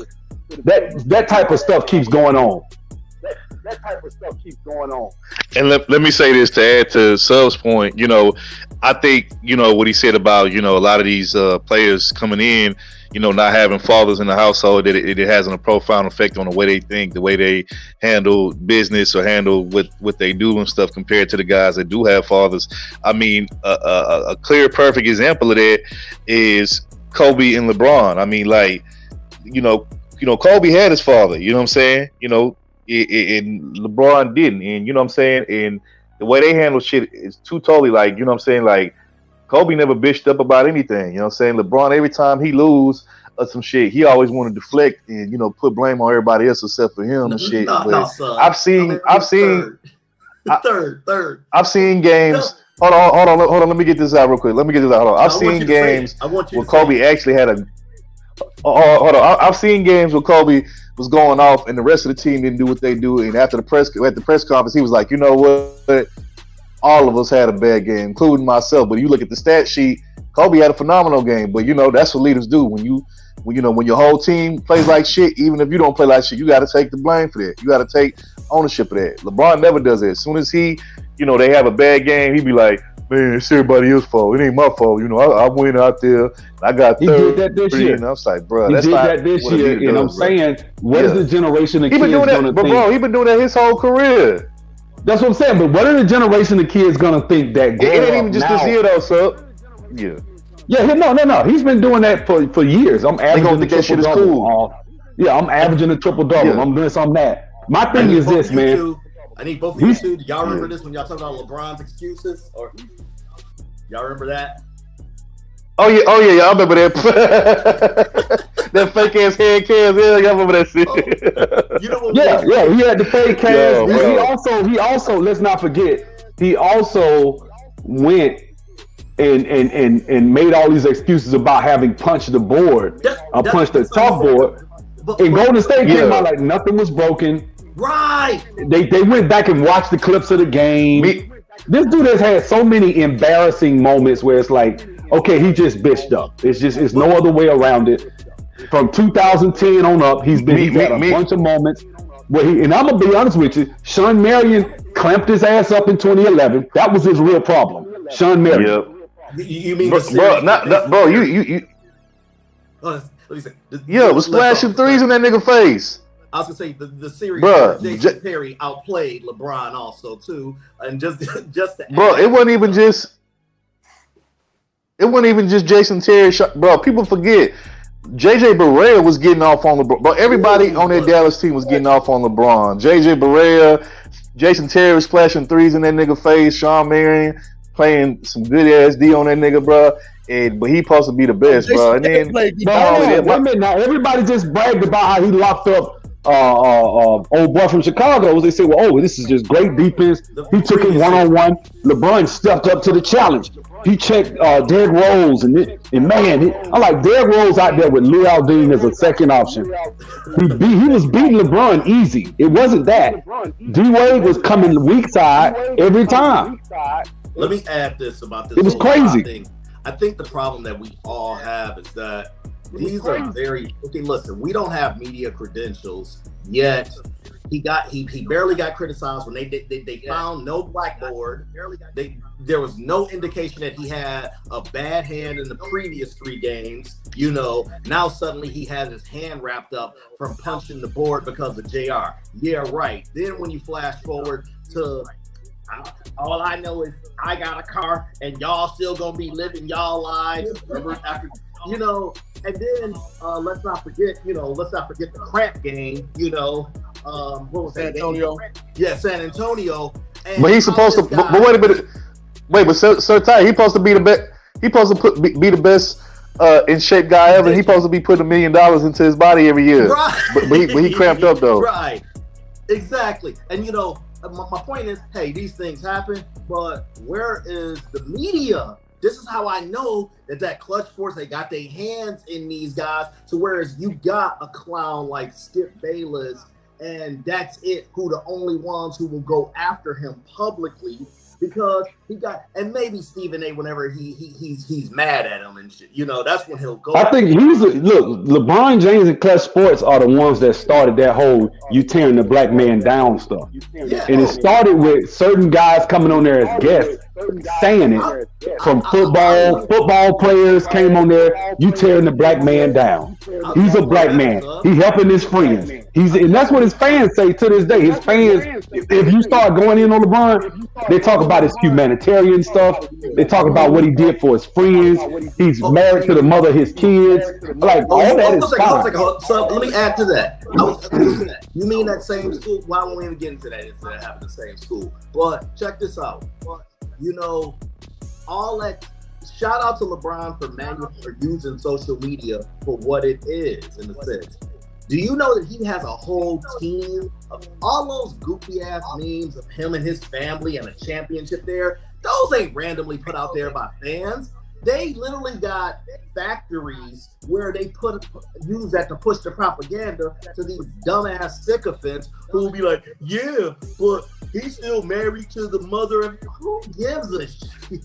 Is he the only one? We're talking about basketball here and how you supposed to be this. One guy told me, man, he's still one of the best. I said, how so?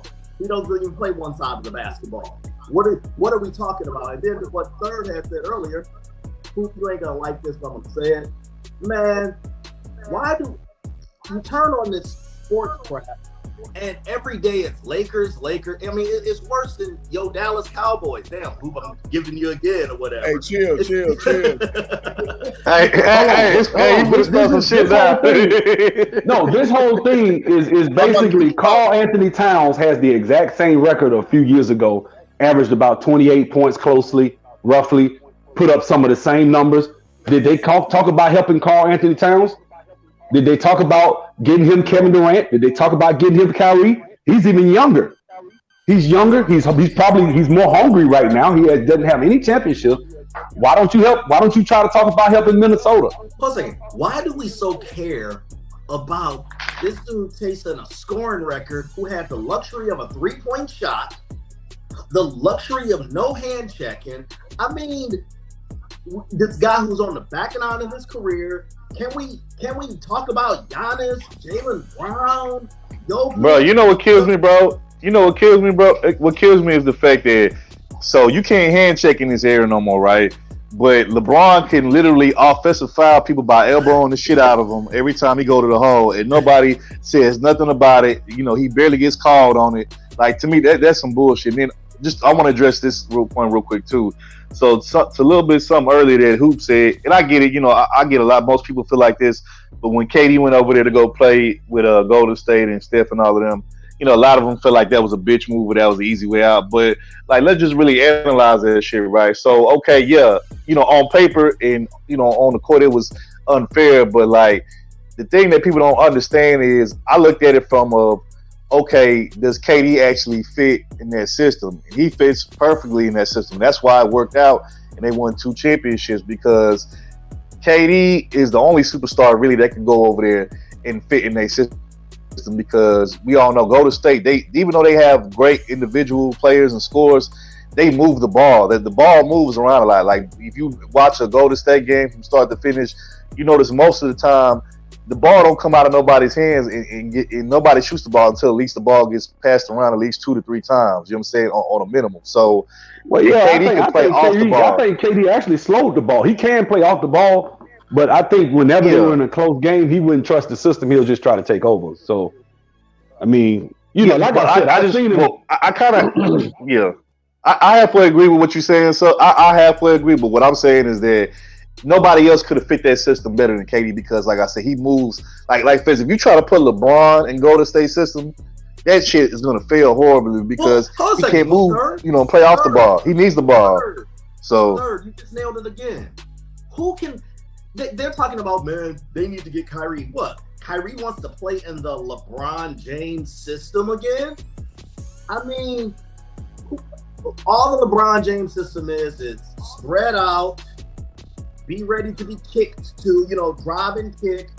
Oh, and you got to play. Oh, and y'all got to play more defense. It's going to be 4-on-5 now, since he can't play. Since he hasn't played defense consistently since 2015. I mean, but that just goes to show you that LeBron has never.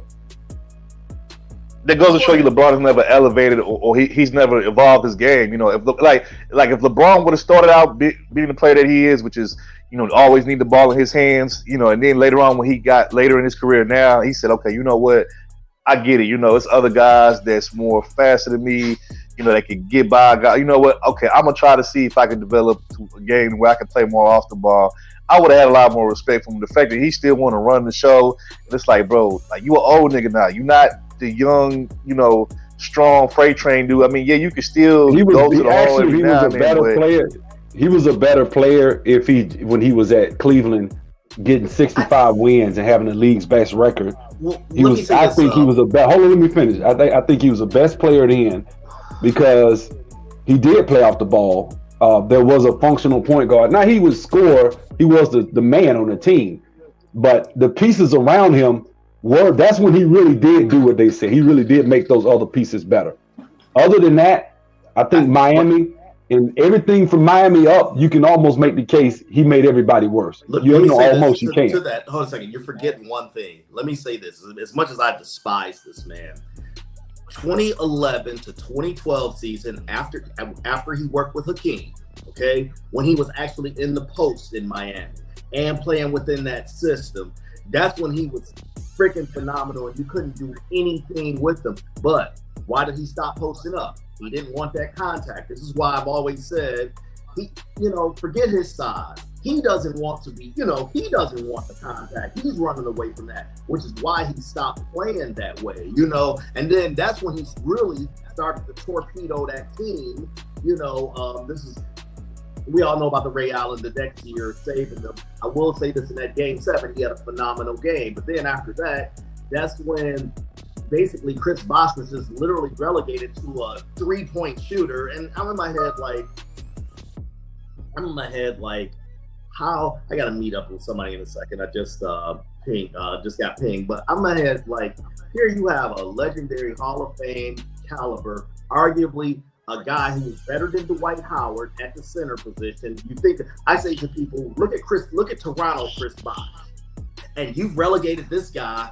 Thank God he's so accepting of that, because most guys would have been like, why do I need to go out there? I can get my points in the block too and help out the offense. It's great. Yeah. But I think the guy, like you said, one thing that we cannot deny is this guy is a coach and a team killer. Okay, I repeat, a coach and a team killer. I personally still don't believe Tyronn Lue is a real coach. This is just my personal opinion in the sense. You know what, you bring up a good point, Sir Tice. That's another criticism too that we can put on LeBron is that how can we say he's a great player and the greatest player of all time when he's never even been really coached by any credible or legit coach? Like these are like little industry, little plant coaches that he be putting in there, but these ain't no real like pedigree coaches, like motherfuckers with actual real resumes and shit like that. Like I would say that probably the best coach he ever had probably was Eric Spoelstra, but that's because Eric Spoelstra came up under the Pat Riley tree. But yeah. No, I didn't mean my bad, man. Because you take and you totally elaborate on it. This holding a black man down BS. Let's see. You've destroyed Mike Brown, Paul Silas. People forgot about Paul Silas. Oh yeah, I forgot about Paul Silas. You're right.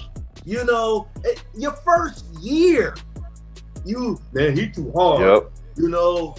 Paul Silas. Well, John Lucas got fired before he even got there, or whatever. And Paul Silas. Well, no. Hold a second, David. Okay, so those are the two black guys or whatever, right? And then we won't even get into the David Black thing where he was like, you know what? I threw that play out the book or whatever, ran this, and I'm like, you gonna say in public that you defied the coach play even if you did? I mean, just say, you know what? I saw something different. Coach called this different, and I basically did a audible. Man, no, we went to. If y'all recall that, that's when it was a shot. I want to say against Boston in the playoffs, where he had a game-winning shot or what have you, and Black called a different play. It was still to him, but he basically just trashed him. I mean, this dude. You look at Tice. Well, hold on 1 second. But Lou as well, bro. Like I literally see, and I'm gonna keep names out of this. A person on Ty Lue's staff was saying how much stress LeBron was putting him through when he went in coaching. It's not conjecture. This is fact. I'm not laughing about stress. Damn, yeah, Kevin Love and this dude. Hey man, you know Hoop know all the behind the scenes shit. Hoop know.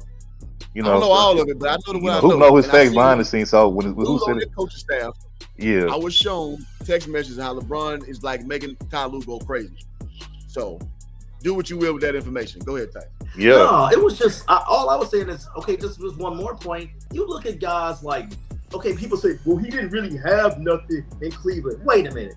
He didn't have Rodney Hood who can D up. Oh, by the way, of course we know he can D up because that's who he begged KD to, like, he ain't doing that in my face again this year when KD hit that dagger 3 in the final.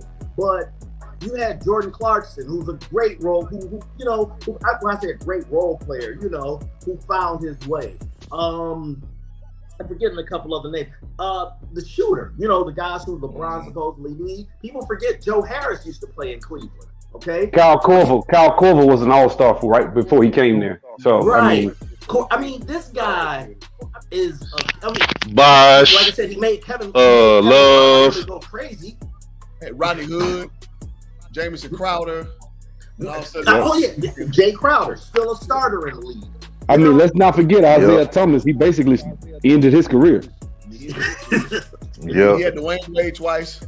I mean, it really was D Wade. Hey, I'm gonna be fair. Now, hold on. Let me be fair. Hold on. Let me be fair. Isaiah Thomas's career was ended by D Wade. D Wade was the asshole in the locker room. D Wade is a bitch ass nigga. Let's not get it twisted. So D Wade was the one that was talking about the man coming off a damn hip dislocation or some crazy shit, like shit that ended Bo Jackson's career. And he expected that man to come back and be what he was when he didn't have the ball going through him. In LeBron James's offense, he's supposed to come off the bench and average 22 points a game off the bench. That's what he was supposed to do. And if he didn't do that, exactly, bro, then he was. And my thing is, you're not gonna just throw a player with LeBron and that player get, like Rodney Hood was averaging 16, 17 a game in Utah. Goes play with LeBron. LeBron takes a jab at him on social media, basically saying he's not that good. The media destroyed him. He goes to Portland before he gets injured and averages damn near 20 again. What's the common denominator? Yep. But why won't the LeBron, bro, you know what? It's crazy. You know, wait, hold on, Sir. It's funny because right before Sub said that, like earlier when I hopped on the panel, I said the same thing. I said if you look at all the players that used to play with LeBron, you know, especially the young niggas, you look at Kuzma, you look at Brandon Ingram, you look at Rodney Hood, all them other dudes. As soon as they get Wiggins, as soon as these motherfuckers get from around LeBron, what they start doing, balling like a motherfucker. You know what I'm saying? So again, like, he's the common denominator, bro. He's the common denominator of all this shit. He don't want to. He don't say he don't want. He want to go everywhere and implement his system of play, but he don't want nobody else to develop their system of how they want to play, or he don't want to wait for players to mature and to get better. And that's the reason why I say that nigga's like, he's like the microwave king, but he's never really built anything. Like, if you really think about it, LeBron ain't never really built no dynasty or built no motherfucking no legacy as far as a team. He goes wherever the opportunity is, or wherever he can, where he knows he can kind of pull the strings, and that's how he wins. But so what he you never just really said built was nothing. What you just said is he's gonna be the only top 5 player supposedly, because I don't think he's top 5. He's gonna be the only supposed top 5 player with no dynasty. And yet, let's say he retires. Let's say he retires this year. Hold on. Let's say he retires this year. Why is he over Tim Duncan? I've long said, bro. No, wait. I gotta get in on that real quick. Wait. For years, I'm with you on this. For years, I've been saying he's not better than Kobe, and I say he's not better than Duncan. You know what I'm saying? Because these guys have dynasties. Kobe was a part of a dynasty, and then he even had a dynasty. People act like, oh, the first year dynasty would win Shaq. And even if I give him that, okay, so he didn't have a dynasty with Gasol and Odom? Like, come on, bro. Like stop it. And then, Duncan, bro. Duncan, if it wasn't for Duncan, let's keep it real. If it wasn't for Duncan, the Spurs wouldn't have no chips. And you know what I'm saying? They wouldn't have no chips because it took for him to come there. Let me add on this a third point. There's only 2 players in NBA history that have done this. 2. That is KAJ and Tim Duncan. First year as a rookie, mind you, all NBA. Second year, win a championship and be the catalyst to that championship, okay? All right, not LeBron, not even Jordan did that. As far as even Jordan wasn't first team All NBA his first year in the league, okay? He was second, and it wasn't because of establishment either. You just basically had Magic and I forget the other guard spot they had put in at the time. But the point I'm getting but you also had Prime Bird. The people act like Bird was just a straight pushover, and Bird was trash. Honestly, bro, I think Bird better than LeBron. I take Bird over LeBron in his prime. I take a prime Bird over LeBron. Right. Well, I would personally prefer to play with Bird, personally, but the only reason I give Bird or LeBron nods because he's had more championships, and that's not counting the BLM. Well, actually, if you count the BLM championship, or you discount it like I do, they do actually have the same amount of championships. Well, hold on. This is the thing I always say about when we count these players. If I take a guy who played 10 years and compare him to a guy who's playing 22 years and say this guy has more championships, I mean, damn. Fair point. Okay. So let's say the guy with 10 years has 4 championships and the guy with 20 years got 5. Is the guy, you see what I'm saying? There are a lot of wasted. Hold on, let me get it out. Let me get the point out. That would be like, that's the thing with LeBron that I always say. I say, okay, and it started with Michael Jordan, but there are a lot of players that he just leapfrogged like literally 10 years ago. They were saying GOAT 10 years ago. And I'm like, why did he get the leapfrog Kobe? Why did he get the leapfrog Tim Duncan?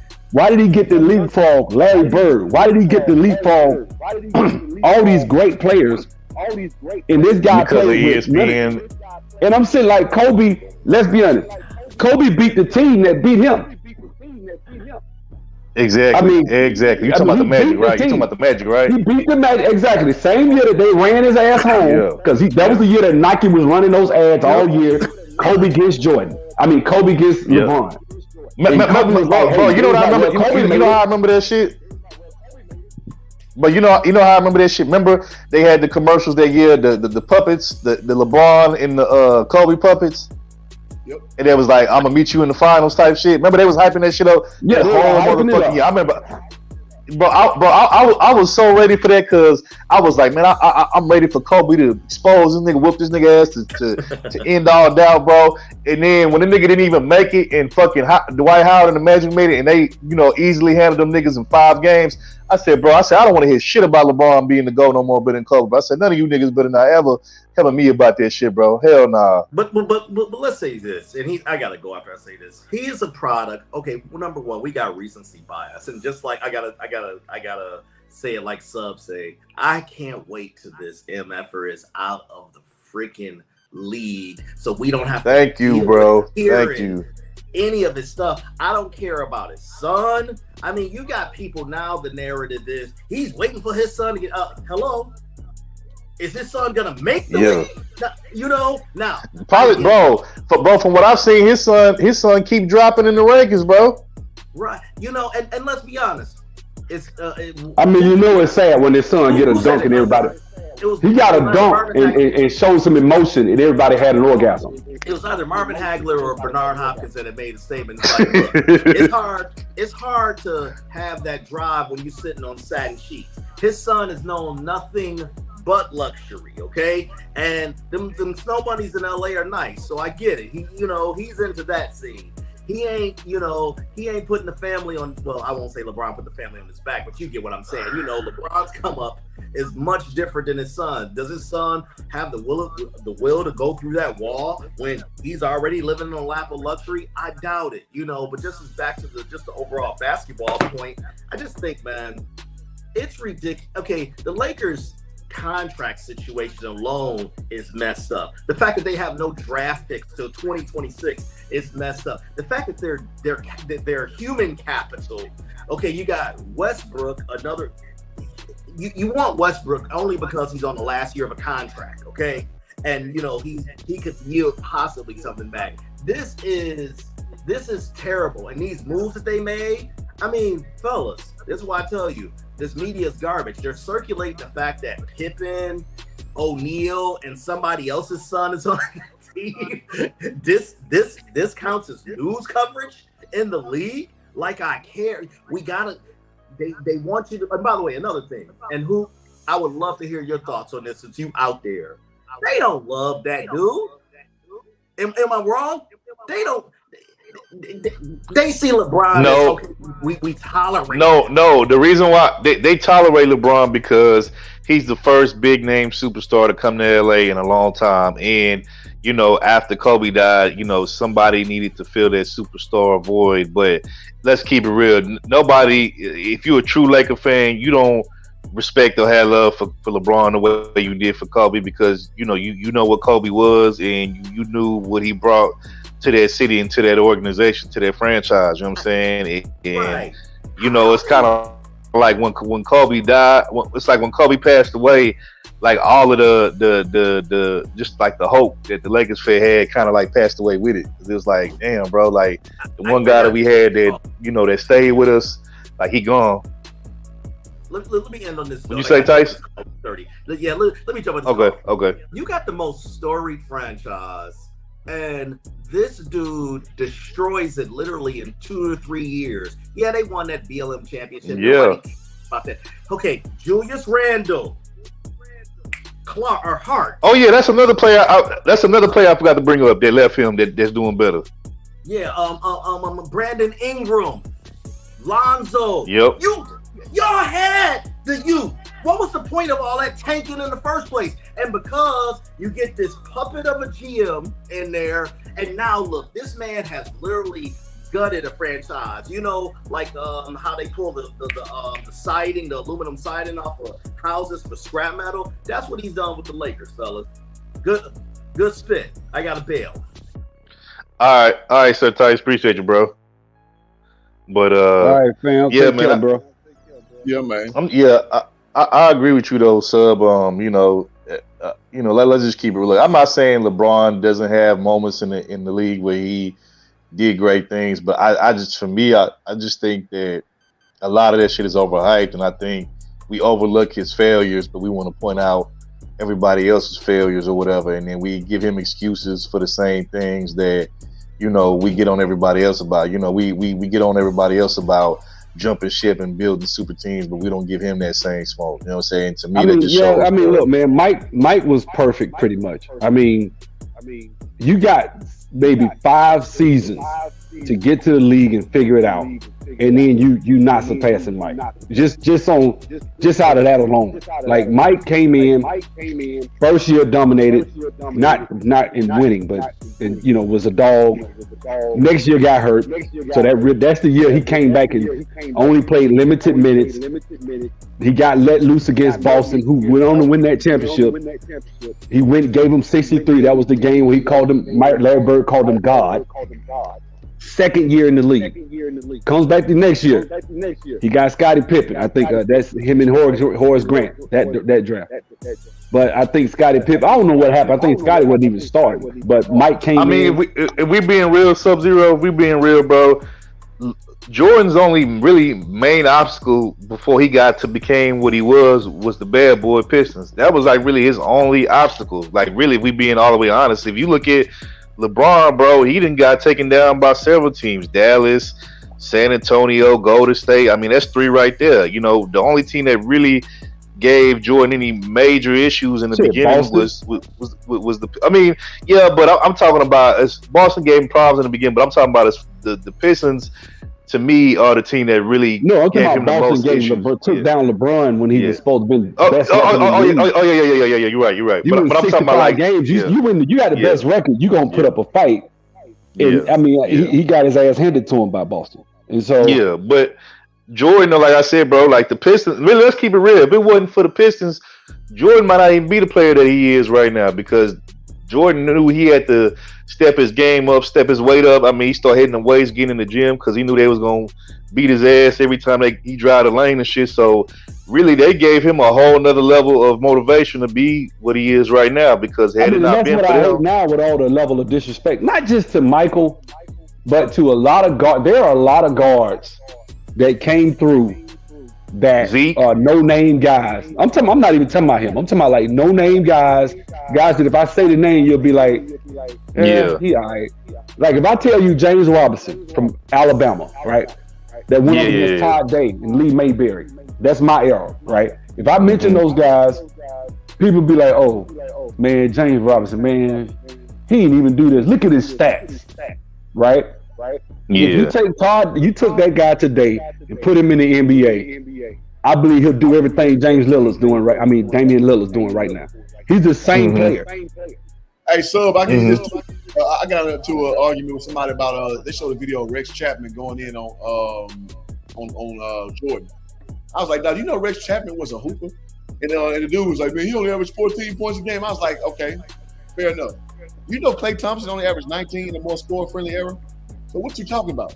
So to your point, yeah, some people would dismiss guys because they don't remember the name like that. So they'll just run to basketballreference.com and try to make a narrative like, dude, these dudes can hoop. It just was a different era, man. It was more teams. Yeah, I mean, look, teams were averaging like 100 points back then, total. Whereas today they're averaging like 115, 120. He shut up, though. He had nothing else to say after that. I was like, yeah, so what are you saying? And back then, teams was averaging 100, and this is before the 3-point craze era. You know what I'm saying? So, like, they just showed you just how skilled motherfuckers were. And then, not even that, just what about all the players that had the potential that just never made it because of whatever. They might have had a shortcoming. They might have got locked up or got killed or some shit.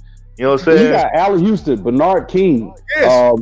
Scottie Pippen would have been one if he didn't play with Jordan. Scottie Pippen averaged 16 points in his career. Yeah. If he didn't play with Jordan, he would have been one of the forgotten cats, man. Like so. Yeah, he would have. Yeah. No, it is what it is, man. Yeah, and man. There's so many players that didn't even make it. I'm not saying none of these guys that are playing today are trash. That's not what I'm saying. It's just that the recency bias is so bad where that alleged story, and it wasn't a real story, but that alleged story that Ja Morant said, the media ran with it. And I was like, guys, I mean, Kobe was pretty much Mike. Now, people that still playing now, that are old enough or younger people, they still respect Kobe enough to say, no, you weren't gonna just destroy Kobe like that. Yeah. Kobe was gonna lock you up, give you good defense. Yeah, you might have got your points on him, but he gonna make you work. And then when in his prime, and we talking about 05, it's like 2004, 2005 never happened. Like with Kobe, it's like every time they talk about Kobe, 2004, 2005, where it was Kobe and everybody else, never happened. But that's really the part that pisses me off the most, Sub-Zero, because it's like they want to go from Jordan and they want to skip all the way straight to Bron. It's like, bro, okay, so you saying Kobe didn't have an era? You saying Iverson didn't have an era? You saying, because bro, let's keep it real. After the Kobe era, I mean, I'm about to say after the Jordan era, it was the Kobe Shaq era, T-Mac, Iverson era. You know what I'm saying? Like Duncan, Vince Carter had an era. Vince Carter, even though I feel like he's overrated, but as far as at least as a player, not as a dunker. Hold on, he overrated when it counted. But what I'm saying is, statistically, if you look at him when he was in Toronto, his numbers were up there, bro. And that it was a time. People, I'm a little older. There was a time where Kobe, after your boy left, it was seen as a challenge when Vince was in his prime for Kobe and him to match up. And that's why Kobe said, man, people always said, I'll be hurting sometime, and they'll be like, well, he's ducking Vince Carter, he ducking this guy. You say, so I would play anyway. Because Vince I remember prime Vince. I remember prime Jerry Stackhouse, and they said he was better than Jordan. I remember that. I was there. I remember Grant Hill. They said he was better than Jordan. These are not weak ass players we talking about. No, I agree with you. Just for me, I think Iverson took the crown. You know what I'm saying? Like, at some point, in that Eastern Conference, I just feel like, especially when he took that sorry ass Sixers team to the finals against the Lakers, and the fact that I don't even think they should have won one game in that series. Honestly, I think they should have been swept. But the fact that he got him one game, bro, come on, bro. Like, you take Iverson off that team is irrelevant as fuck. You take Iverson off that team. That's that LeBron James argument. But you made that team to complement what he was deficient at, which was defense. So you put a guy like Eric Snow out there who go guard or two guard for him, he can't guard, right? You put all the defensive mechanisms out there. You let him be him. So Aaron McKee, yeah. Yeah, you can base theory, but you can say the same thing for LeBron James. People, well, if you took him off there, then you got Boobie Gibson. You got no. You made that team to work for him. So no, I can't meet you there, bro. I'm gonna give him the same smoke. Also, earlier 2000s, let's not forget the model was building a good team with Allen Iverson, and then it really worked in Detroit. Wasn't that the same coach? Wasn't that Larry Brown? Mm-hmm. Larry Brown wanted the team built a certain way. Yeah. Okay, let me ask y'all this then. Let me ask y'all which team that got to the finals to y'all was worse or had less talent? The Allen Iverson team that made it to the finals, or that 07 Cavs team where LeBron got swept by the Spurs? Allen Iverson. Yeah, that's what I'm saying, bro. That's why I said, bro. That's why to me, Allen Iverson, because most people say that 07 team that LeBron carried to the finals against the Spurs when they got swept, they said that that's the worst team to ever make it to the finals of LeBron carried. I think it's the Sixers. Unfortunately, people don't want to hear this. Iverson went through some teams to get there. Yeah, exactly. Matter of fact, the 07 team was an injury-riddled Eastern Conference team. I hate to say it like that. It just was. Exactly. Since you were just talking about Vince Carter, shit. That's one of the main motherfuckers obviously had to go through to get to the finals against the Lakers was Vince and the Raptors. So I mean, team that Kobe and them beat was a pretty weak team too in the finals. So I mean, it depends on which one. The 01 or 2000. A 2000 Pacers team with the young Jermaine O'Neal, Reggie Miller, old Travis Best, and those guys. Reggie kind of got there too late, man. Reggie, Mike stopped him. So wait, or something. And that's when they probably would have won it. So wait, which team was worse? That Pacers team that the Lakers beat in the finals, or the Nets team with J. Kidd and K. Moore and all of them? Another one that they had names on that Nets team, but if you look at them, they had Todd McCullough, Vince Carter, Jason Kidd, Kerry Kittles. No, Vince Carter was his second year, I think. They had it was Kerry Kittles, Richard Jefferson, K. Moore, J. Kidd. Was it Rodney? Rodney Harris? Was it Van Horn? Keith Van Horn, Keith Van Horn, Rodney Harris, and that's all I can remember, honestly. It's weak too, dog. I'm just being real. Yeah. So it just depends on. I mean, but that's when Shaq got his. That's when Shaq supposedly got his Finals MVPs, dominating. Who was the center? Todd McCullough.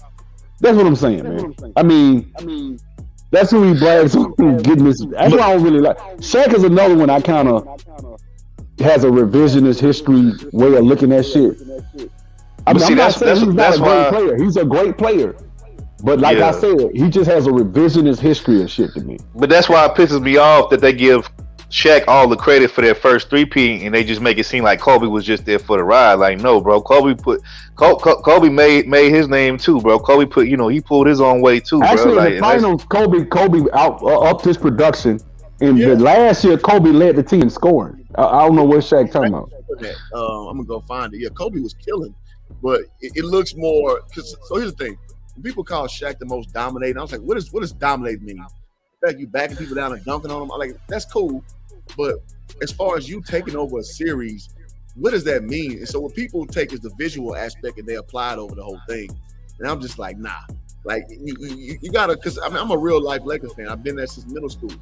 Like when you watch them series, Kobe held his weight, if not more, especially when Shaq was fouling out and he was playing stupid, trying to overexert himself. And so I seen this in real time.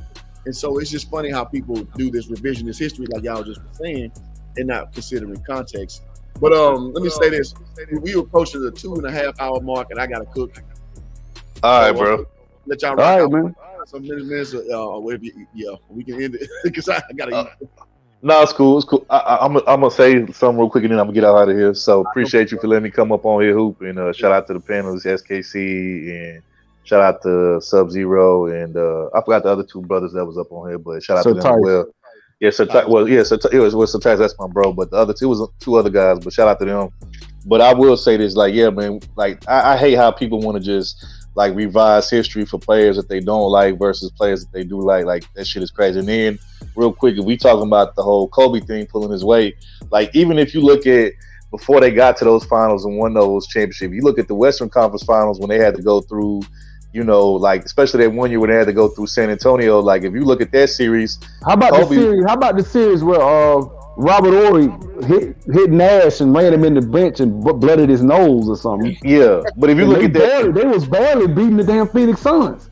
Yeah, but if you look at that series where they was playing against the Lakers was playing against the Spurs in the Western Conference Finals to get to the finals, Kobe was averaging 10 more points on the road than Shaq was. Kobe was averaging 10 more points. I think Kobe was averaging like what?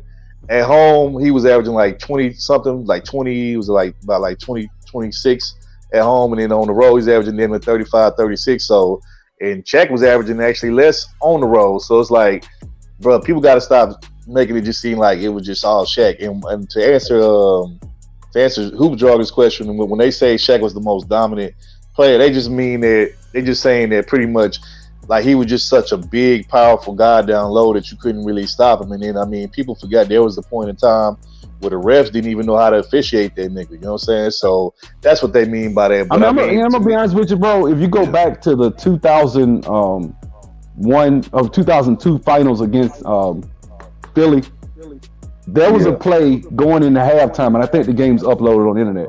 Shaq put both hands on the hip of Dikembe Mutombo and just literally threw him out the way, caught the ball, turned around and dunked it, and nobody said nothing. Yeah. I was like, wait a minute, he just grabbed him by the hip and threw him out the way and dunked the ball. Yeah. What is this? And everybody, he's so dominant. I was like, bro, that's not skill. That's actually, to be honest with you, I've always made the case that if we really want to be honest, I would say the Shaq in LA was more accomplished, but I felt like the Shaq in Orlando was way better as far as like just skill set wise. You know what I'm saying? But that's just my personal opinion on it. But yeah, we got to stop with this revisionist history shit, man. I hate that shit. Like I hate how they try to they try to jump from the Jordan era to the LeBron era. It's like, wait a minute. So you saying in between that there weren't no other great players? Like you just gonna go straight to LeBron? Like, come on, bro. Like, and that's how I know a lot of these motherfuckers don't even know about basketball. Because let's keep it real, a lot of these motherfuckers be watching highlights. Like when I watch the game, I watch the whole fucking game, and I watch how they set up plays and sets and shit. I don't just watch fucking highlight clips. Like, because the highlight clip will only give you a small synopsis of what really happened. You know what I'm saying? So. But that's all I wanted to say. But appreciate y'all boys. Shout out to Hoop Jargon, H-Time in the building. But all right, man, I'm gonna let you later, bro. Appreciate it. Hey, Third, is that graphic you was talking about? Oh, which one? You talking about the? Oh yeah. I see it. Carry, but that's what it actually looked like in that series. Kobe was doing his goddamn thing. Yeah, Sub-Zero, you might have missed it, but there was a top like high school team of all time, like players that went straight to the league. I don't know if you've seen that, because I think he was like in the back. Yeah, that's the one I was talking about. Yeah, that's the one I was talking about right there. Who jogging where Kobe was averaging like more on the road than he was at home. You know what I'm saying? And Shaq was averaging less on the road and more at home. So you know what I'm saying? Like people got to stop with that shit, bro. Stop. Like if you take Kobe off that team, they not winning. Any guy averaging north of 25 points needs respect. That's why Kyrie left. Yeah, because they gave it all to LeBron. Like they need to stop that. Yep. Exactly. And then once Kobe proved, because I remember niggas was like, man, Kobe would never win a ring without Shaq, bro. Then he ended up winning 2. Really should have won 3, but won. You know, but won 2, but still. And then after that, them niggas shut the fuck up and had shit to say. And I was like, yeah, I thought he wasn't gonna win one more though. You know, so.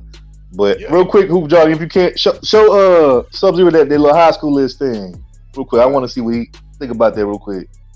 Before I get up out of here. But it was something I got off of Facebook. So they saying this is the all-time straight out of high school team. Now we said, me and both Hoop Jargon said we would swap out either Dwight Howard or Kevin Garnett for Moses Malone.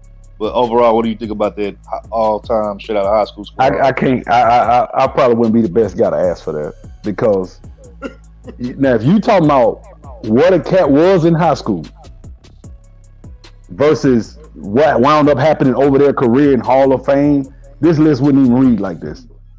Just in my personal opinion, I seen dudes in high school that, I mean, I'm telling you, I really honestly, and then on top of that, a lot of these guys today it's based on how good you were at 18 years old, whereas what did you wind up becoming at 27? So this list would probably read a lot different. And if we take it, like for example, one of the most highly decorated high school basketball players out of New York is a guy who we laugh at now, and that's Sebastian Telfair. Mm-hmm. So in high school, Sebastian put up work against major dudes. He was not no joke. And I know dudes that went to camps. You go to these ABCD camps back in the day, and it's just different, bro. So yeah, we could look at this now and say this, but I'm gonna be honest with you. Dwight Howard was good, and T-Mac was good. All these guys were great in high school. Kobe became what he became later, but if you talking about high school, you might could find somebody in high school that was better than Kobe in high school. Now, you know what? You know what? You know who probably was just as good, probably if not better than Kobe in high school. But of course, once he got to the league, Kobe grew by him. But Steven Jackson was actually, at that time, he was a higher rated player than Kobe. I thought you were going to say Steve Francis, because that's another one that people laugh at. Him too. But drugs, that brother got on drugs. But if you go back when he was in high school, or if you take Allen Iverson in high school, I take Allen Iverson at point guard in high school against LeBron. Even though LeBron is much bigger and can do more in a fight, and I need to just put the ball in the bucket, I take Allen Iverson. Yeah, facts. In a fight. We talking about a fight. Now I'm not talking about who can get the most rebounds and who can get. I'm talking about if we in a game and it's a tough ass game, and I'm like, look, man, we tied up 5 minutes. Another guy people don't respect. That's always been like this, but he wouldn't even make nobody's list. But out of high school, I heard stories about Chauncey Billups out of Denver. Yeah, that brother. That when we talking about high school, it's a dude out where I'm from. It's two dudes from Mississippi. One of them dead, named Jesse Pate and Ronnie Henderson. Ronnie Henderson played at LSU. I think they came in with Randy Livingston. That's another brother in high school, Randy Livingston. I always bring in these old heads because I talk about my era. But them brothers, them three brothers I just named, I mean, we talking high school? Shit. You know, man, one of the best high school films I ever seen was Chris Webber. Oh my God. It looked like he was in the NBA as a big man. Because big men look kind of awkward in high school. Chris Webber was just how he played in the NBA is exactly how he played in high school. He went off. That boy was damn impressive. But all right, y'all. That's I'm my out of here, class. though, man. All right, man. That's my class of '93. All right. All right, Hoop. Salute to you, bro. And it was good chopping it up with you, Sub-Zero. I'll let y'all. All right, man. Take care, man. We'll continue this one. I like this premise, man. So we're gonna build on this some more. Make a video out of that, out of high school, like the best high school, because we don't talk about that. Yeah. Like some of the drug dealers, I can name a drug dealer that destroyed Jason Kidd, Octavius Thomas. Oh, we can talk about Lenny. And I can get witnesses on the phone on this panel that were there in Vegas. He shitted on Jason Kidd. I'm telling you, but the dude's so dope. So yeah, let's do that. That'll be fun. Bet that. And again, we can bring up Lenny Cook, who at one point is better than LeBron. So, it's a lot of these backstories. I guess we'll dedicate to the backstories of guys who ain't quite make it, but who was that dude back in the day. So, all right, let's do that. All right, bet. All right, so appreciate you, bro. All right, man, take care. Yes, sir. Everybody listening, thank y'all for being a part of this stream, man. I thought we were going to go an hour, man. We went 2.5, man. Thank y'all for patronizing. Y'all hit the like button on the way out. Subscribe if you're new to the channel. Again, we try to bring real hoop talk to this space, and I hope y'all appreciate the authenticity of it. And until next time, we out here. Shout out to Hoop Sharky, man. I'm gonna add you to the crew, man. This crew called Hoop Sharky. They've been getting at it, man. They the ones that's gonna grill you, man, because they majority are all Houston people. So that's shout out to Hoop Sharky. Shout out to Hoop Sharky.